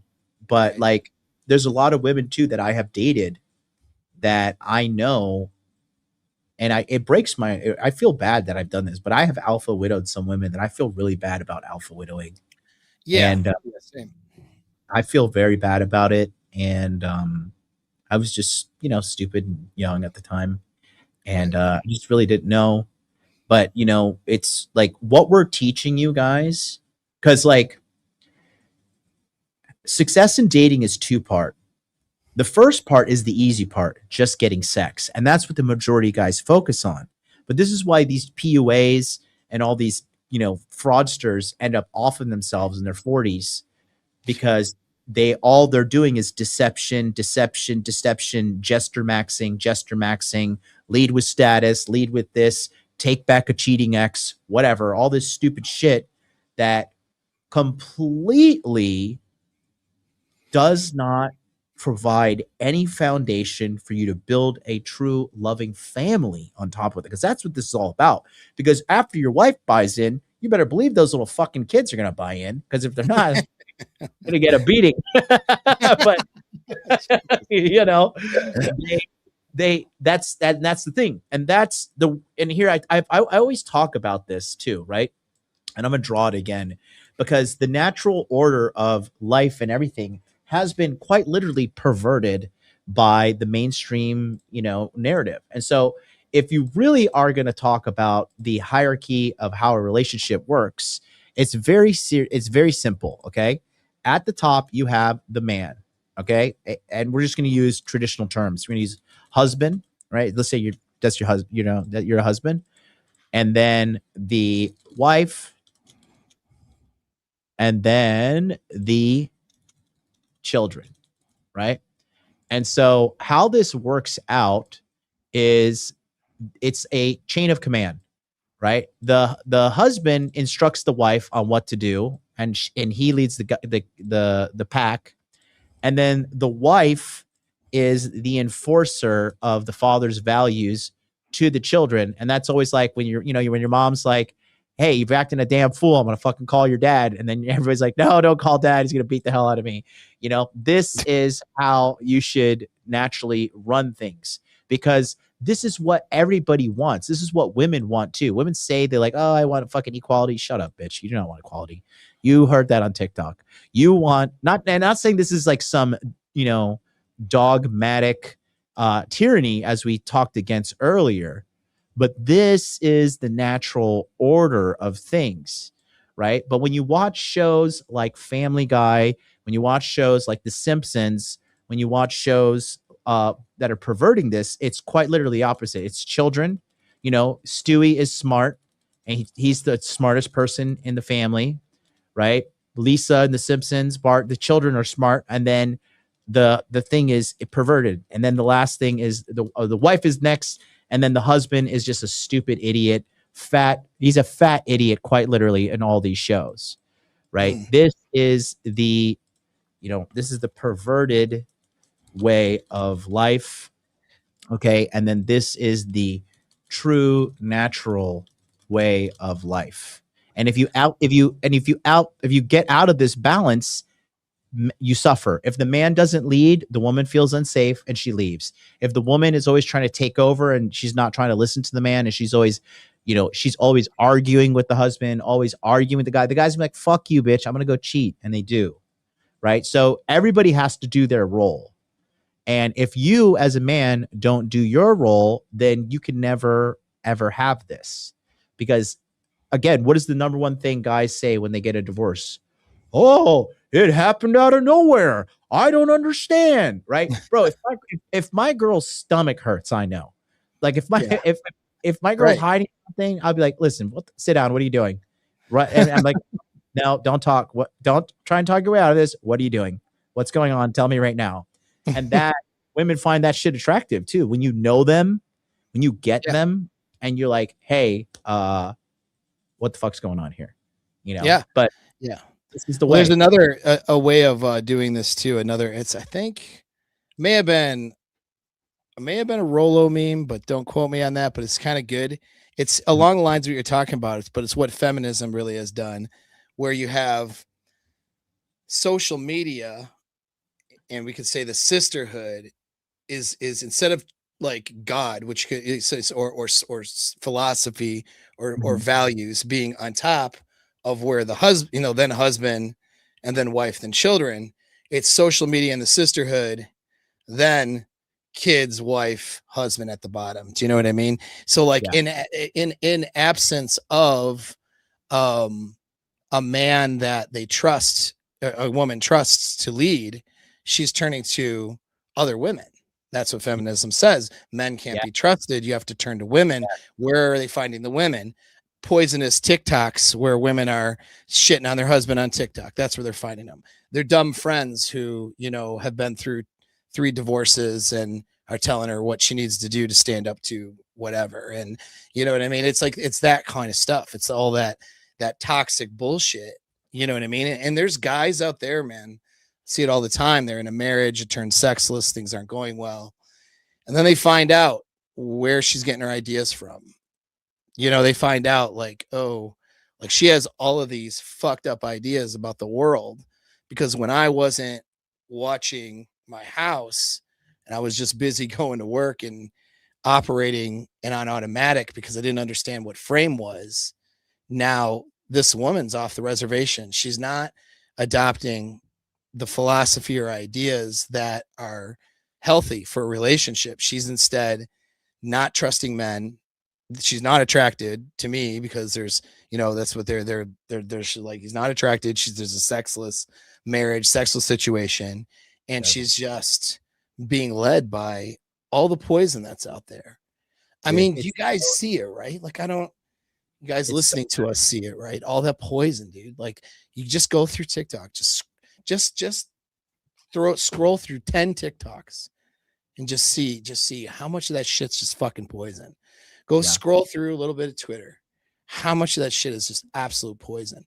Now I go into the hell of these places to post and do things that will hopefully break guys from the mindset and get them to challenge these narratives to maybe start to develop their own philosophy. I'm not running a cult or anything, so I don't want people to try to be like me. I want them to develop their own philosophy and ideas for what they believe is right and what their principles and values need to be, because you need to go through the process of developing that on your own. I can help you and tell you what is better or worse, just like a church leader could if you're a church guy. But even if the church guy is giving you the absolute roadmap, which usually is not the case, by the way, 99.99% of the time it's not. If you're not internalizing it and making it your own, then you're not holding frame. It has to become your ideas, your way of operating. And this poor girl, whoever you end up with, who's like in hell and doesn't know it, is looking to you as a man to say, okay, let me fucking take you out of that hellscape here. This is what's fucking the right thing to do. Because what you're doing essentially is saving her from herself. Right. Yeah. And we're not trying to like save them like simps either. I'm not saying it's your responsibility to save women, but do you want a good relationship? By being the man that's capable of a good relationship, you by default save a girl who deserves it because she proves to you that she deserves it through her love and her dedication, her loyalty, and by her willingness to turn away from all those temptations. Because it's very tempting for a girl to run off and chase fucking, boat millionaires, chase jujitsu instructors, being some side bitch somewhere, getting like say I want to side bitch. You know what I mean? real quick. I want to add to this $5 super chat here. He says, "Would you say idealized isolation is anti-hypergamy? You're the best man in her mind. Why try to find another? The grass is not greener for her." I say spot on, because these guys, okay. See, the problem with men is they think women think like us, and us, we're men. We're always like, what's next best thing? What's the big, like, what I got fucking, 80 on my test. I want to get a 90 next time. Next time I want to get 100. Okay, now I want to get like 10 hundreds in a row. Like men, we're always pushing, driving, trying to go and make stuff happen. Women, they don't think like that. Women are risk averse. Women don't take risks. So when they have something safe, they're like, no, I don't want to don't fuck this up. You know what I mean?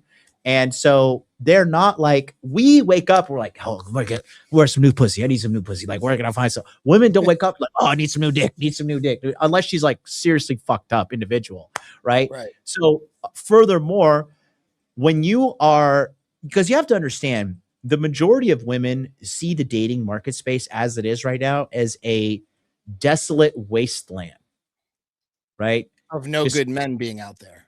Exactly. And then when they meet a guy who understands how to win at dating, the idealized isolation, when they meet a guy that knows how to do this stuff, she is like, the buy-in is crazy, bro, when you see it for these girls, because the more she's been beaten up and disrespected and damaged through life, like the more she's going to be like, oh my God, I finally have like this.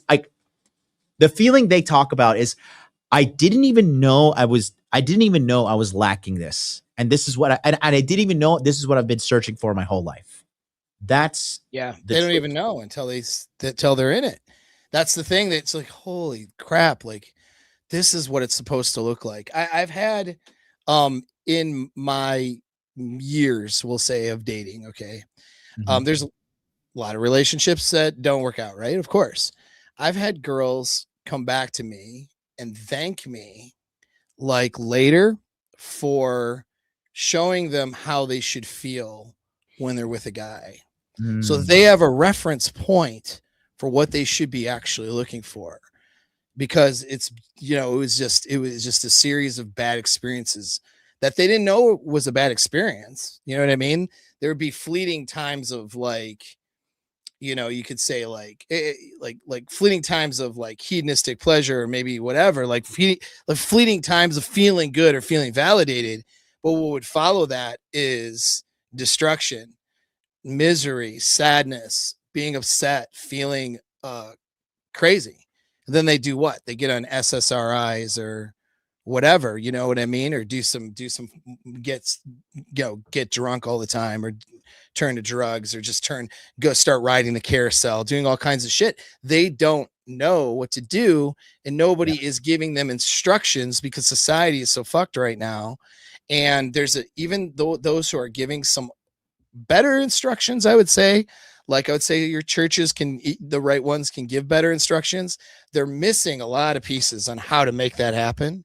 You know what I mean? So they can provide the moral philosophy, but not the skills to do it. Not the, how do I do it? Well, how do I handle an argument? What's appropriate for my social media? How do I, you know what I mean? Oh, you mean disrespecting a guy I'm with is low value behavior? I didn't fucking know that, because all my friends are doing it. I watched my mom do that to my dad. Like, you see, they don't have that guidance, and you don't have that guidance either as a man. So you actually have to seek it out, learn it, develop it on your own, so you have a place to land for the right girl, And when that beautiful girl or sees, and even you'll go through a series of beautiful girls before you find somebody to be in an LTR with, but you give them a taste of what right looks like. They don't know what right looks like until you show them, or some other guy shows them, but there's no guys showing them. Guys don't know how to show them. They don't even know how to approach a woman. They don't even know how to open a woman on a fucking dating app. Yep. They don't even know how to throw up a good profile. They don't even know how to throw up 3 to 5 good photos on a dating app that makes them look attractive. And let alone make a girl feel something. You know what I mean? And so, yeah, like this is the key. Like, guys want the fucking secrets. We're giving it up on the streams. Like, these are the secrets. This is it.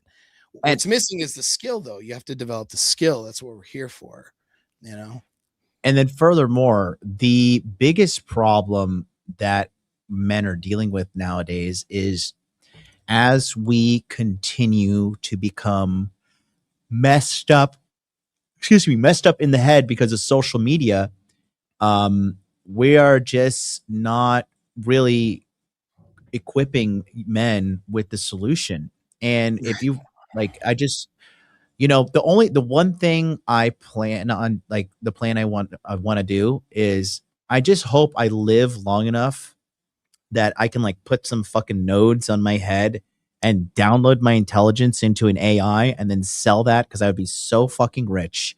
We're almost there. That's like the 2 years. Way to like truly convey this stuff, because so many guys are lost, right? Like the amount of bad information out there, it's like a damn near miracle we fucking figured this shit out, you and I, due to the sea of insanity and bad advice out there. Right. Yeah. I mean, I just feel very blessed, that I had the struggles that I had when I was really young, and it put me down a pathway of like, I don't know, just figuring this stuff out through research, and then practice on the field, and learning like persuasion psychology and stuff like that too. Like learning, like observe, like being able to carry over and cross over, like how persuasion is so important in a relationship, even though persuasion is not, you know what I mean? You get so good at persuasion that you're not persuading at all. It's like, it's a crazy unconscious competence that you'll get to, that you need to get to, whether your persuasion skills are so high in the relationship that you're not actually even persuading. It sounds crazy. Yeah. But it's like, you know what I mean? But a lot of guys are like, what, it's like, and even like, for example, like somebody asked a question, I'll grab it. Like, how do you deprogram an alpha widow? I think that's important. Like, okay, there's no such thing as that. You're the alpha. You're the new alpha. There is none of that when she's in your frame. You see, either she can't be in your frame because she's very fucked up and maybe hung up on some toxic ex, in which case you never make it to a long-term relationship, because your vetting skills are so good that you realize that she can't do it. Because what happens is, when you have challenges in the relationship, she doesn't meet the challenge. And so you never get to a serious long-term relationship, never gets past dating. The girl who's alpha widowed that can't be in something with you doesn't get past dating. You know what I mean? The girl that is willing to explore or abandon that, there's no more alpha widowing. Like the alpha guy at alpha widowed her. Yep. Isn't even in existence anymore. And if she has to think about that, she's embarrassed. That's another thing. Like when a girl is with a guy that she sees as her match, as the guy that she wants to be with in the frame, right? None of the other stuff matters. She gets goggles. So saying it's anti-hypergamy, I'd actually say this, really. It's one way of saying it, and I believe it's correct. Another way of saying it is this, like, hypergamy is just an instinct. But the part that gets missed in these conversations about hypergamy is that there's a subjective nature to it. Yes. It's how she sees it. You know what I mean?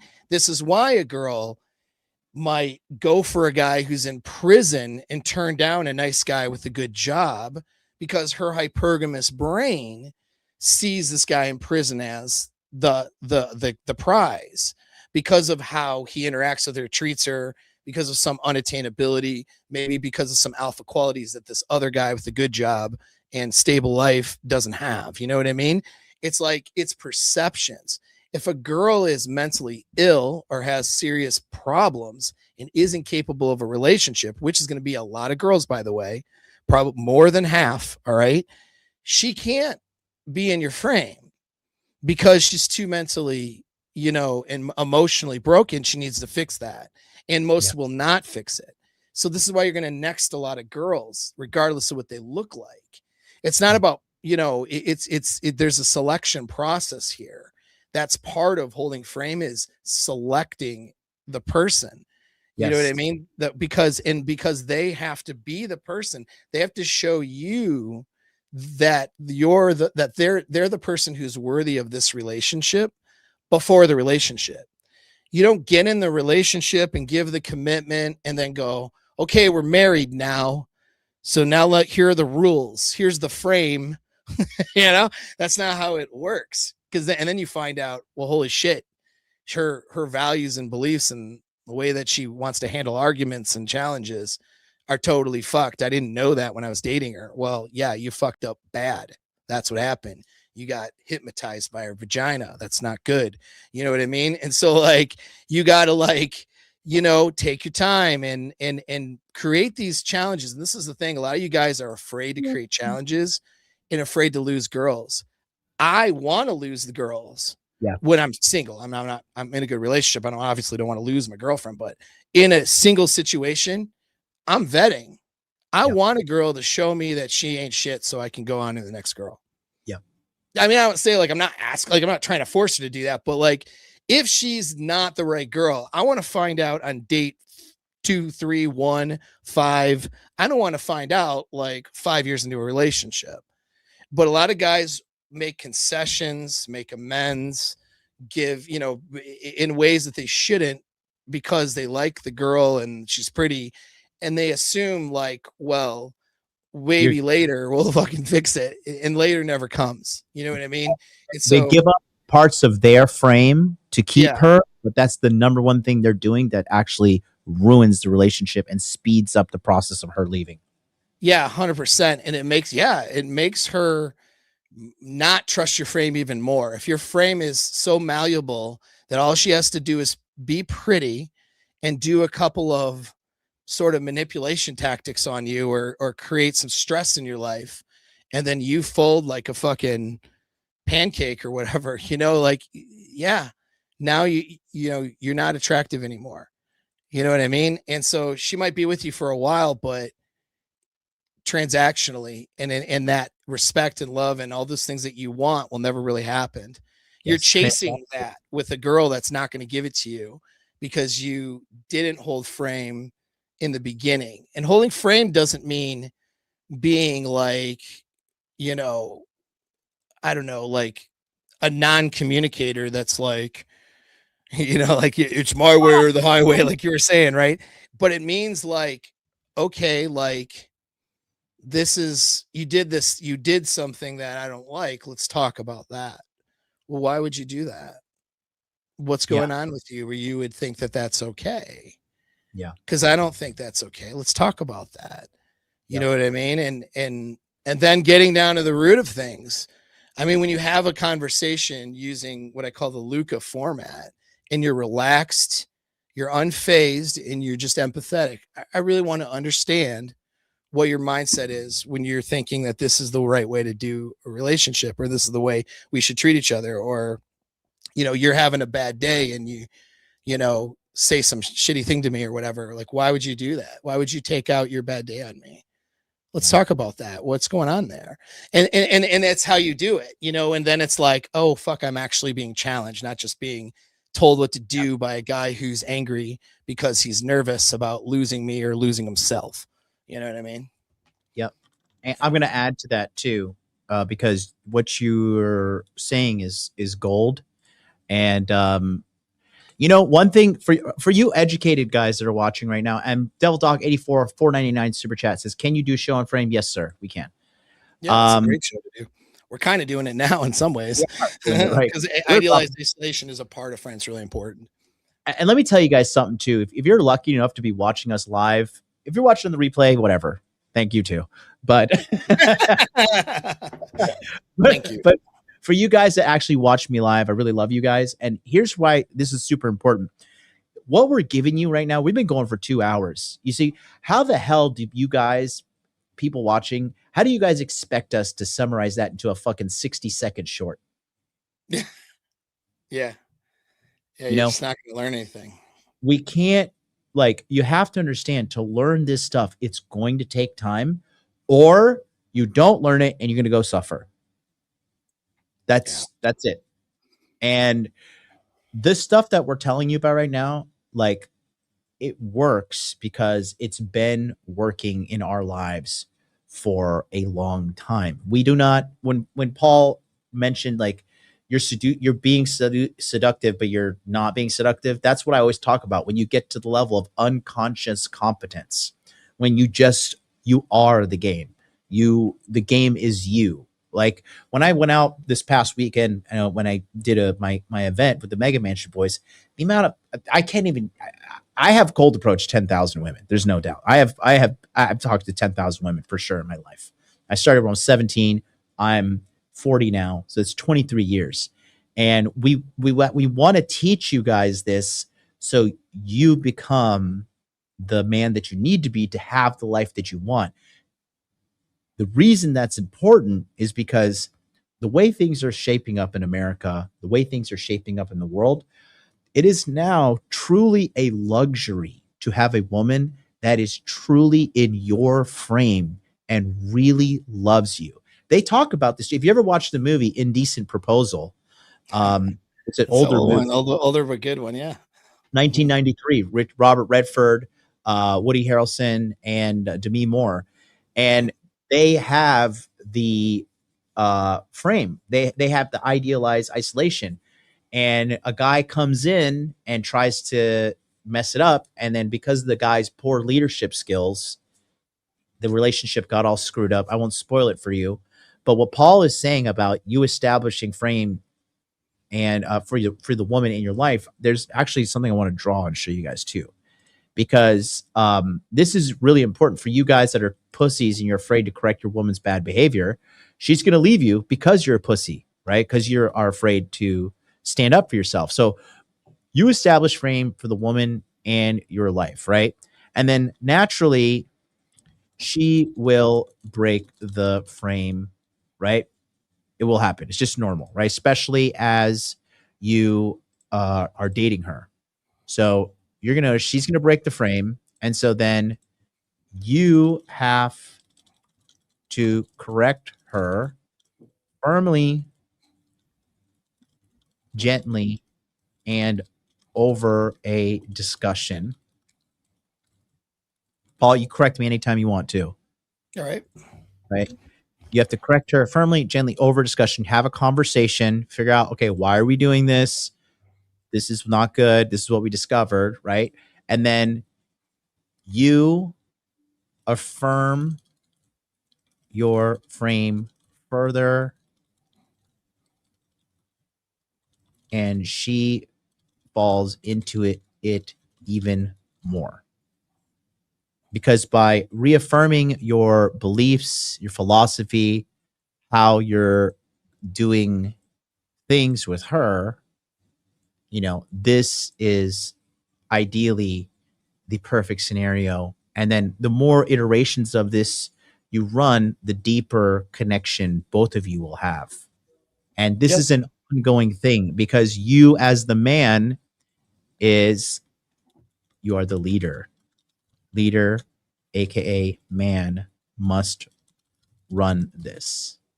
If you don't, because she's not going to do this. She's not going to sit down and say, "Hey, honey, I broke the frame. Let's talk about why I broke the frame." Right. Yeah. So that's good. That's a good wheel there. I want to add a few things. So Yeah, breaking frame in the beginning, particularly, and this is, well established, like observation and psychology of a relationship cycle. And what'll happen is you have your honeymoon phase where everybody's on their best behavior and trying to present their best self. And so, at that point, she's not trying to break your frame. She's trying to earn your attraction. And so you'll notice that her behavior is the best when she's trying to earn your attraction, yeah. Right? What you're establishing in your frame, though, is that attraction is something that you're earning every day. Okay. So this is how you extend that honeymoon phase to a degree for your entire life, because she feels that she knows that there's a burden of performance that you both have to earn each other's attraction and desirability every single day with how you treat each other.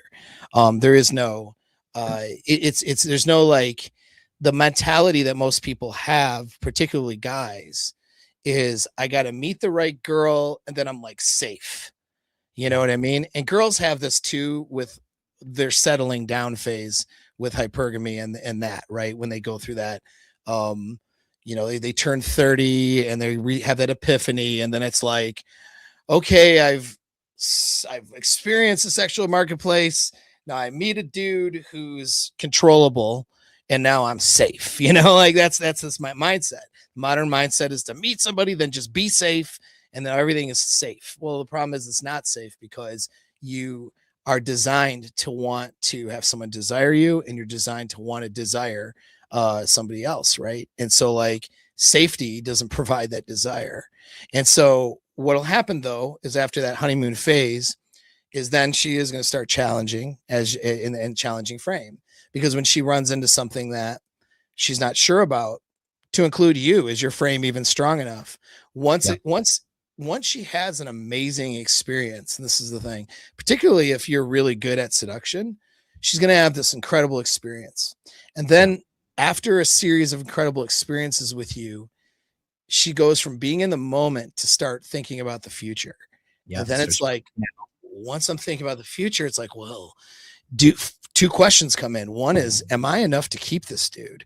And I will tell you, a lot of girls discard. This is what a lot of red pill guys I think are missing, is the alpha gets discarded a lot because her dread won't allow it.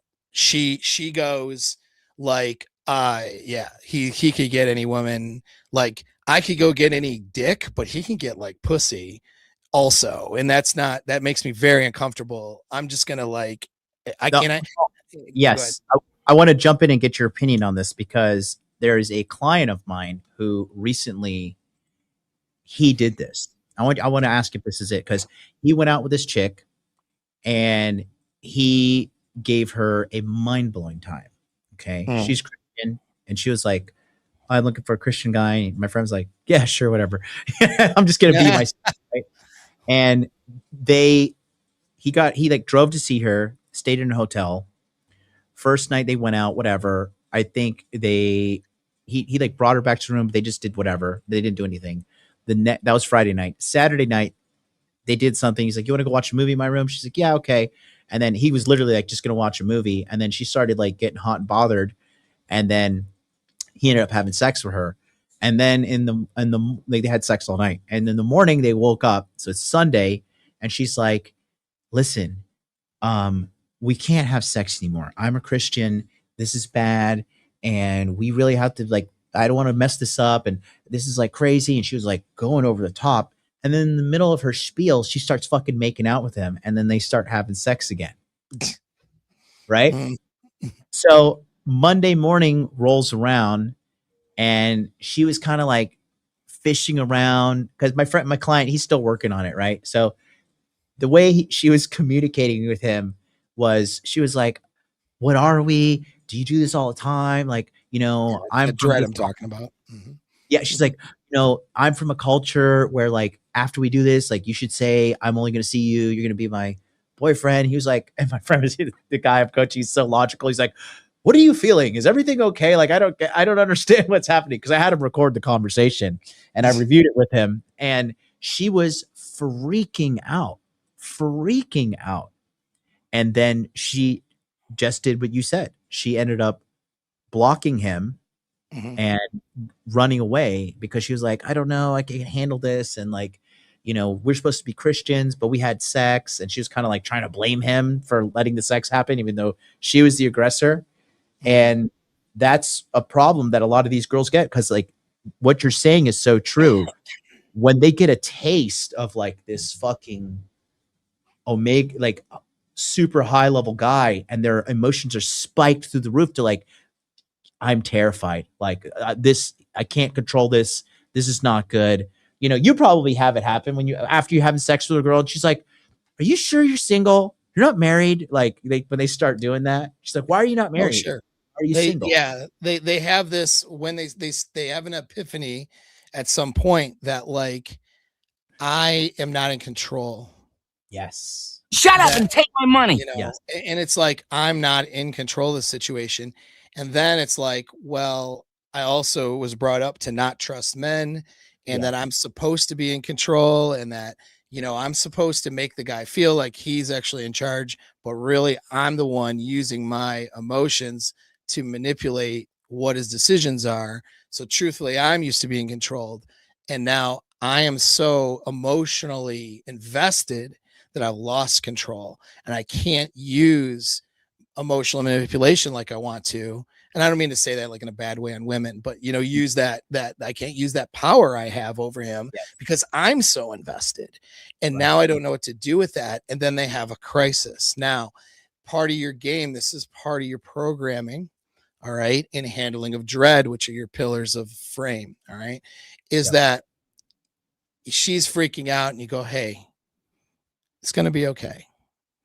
All right, just relax. Did you have fun last night? Yep. Me too. Is the world on fire? Did I kick you out of my house? Did I post on social media like, hey, got another one or something crazy? Like, I mean, what's going on right now? Yeah. Okay. We both have similar values, and we both had a experience that was really special because we connected with each other in a way that all of the rules we've been following up till now, they just couldn't apply because of our attraction to each other. So let's talk about that for a minute, So what do you think? What are you worried about? Tell me what you know what I mean? And then now it's a Luke, what I call a Luca conversation. That stands for listen, empathetically understand what she's saying, not saying, what the fears are, get clarity, and then you have an action plan. You know what I mean? And so that action plan in that case could be like, listen, you have to give up control to, and in her case, you have to give up control to a higher power. You've met me. We've had sexual experience. You can run away from that and then not capitalize on the gift that we've been given, which is each other, right? Instead of, and try to get into another scenario where you can have full control over it, or you can accept this gift, which of each other that we've been given, and let's let it play it out. Let's let things happen naturally the way God would intend and see how things go. There's this rule that we have, but if we end up, if this ends up being serious, and let's say we're married, years from now or something, we go to the church and we say the words, aren't you going to be happy that you stuck around to find out? Yep. And that's the action plan is like, we're going to date each other. We're going to see each other. We're still going to have sex. We're going to see how things go. I'm sure he wasn't her first. Right. So it's like, that's that. Now that might not work. Maybe she spins out and that's okay. Right. But you have this reprogramming conversation. She has a programmed idea, which has served her up to this point, maybe poorly, maybe good, whatever. You have a conversation that says, let's change that programming, because what we have right now is an advantage to both of us. You know what I mean? Versus a disadvantage. And you're worried about not being protected. Well, let's talk about that, right? You know what I mean? You can have that and unravel what, not just her rules, but what is going on inside of her that makes her afraid. what's going on inside of her that makes her, have these concerns and have this need to want to now have control all of a sudden when she felt better than she had ever felt not being in control with a guy that she trusts. Right. And so like, and you unravel those things. You have to unravel, because here's the thing, here's human motivation for you. Okay. And this is in Intel communities too, like training that they would give, like maybe a Intel operator, right? People are motivated by reward and by avoidance of pain. So it's your basic behavioral psychology, right? They will respond immediately and more with more urgency to avoiding pain. But they want a reward and they want to feel good. So those are two aspects. But then there's also their identity, how she sees herself. She sees herself as a Christian woman who is saving sex, right? So that's now what we have as a reward that's violating her identity, which makes it feel like pain or punishment. So she has to either challenge that. She has to challenge her identity in order to continue with the reward. If that makes any sense. She has to do things. She has to work through things to mitigate risks and things that would cause her danger or threat or pain, potential pain, right? So that means she has to challenge her identity. Then the other part is more framing of how you see the world, which is not your identity, is like your personal values, beliefs, convictions, but you more often are not operating on that. More often you're operating on automatic programming.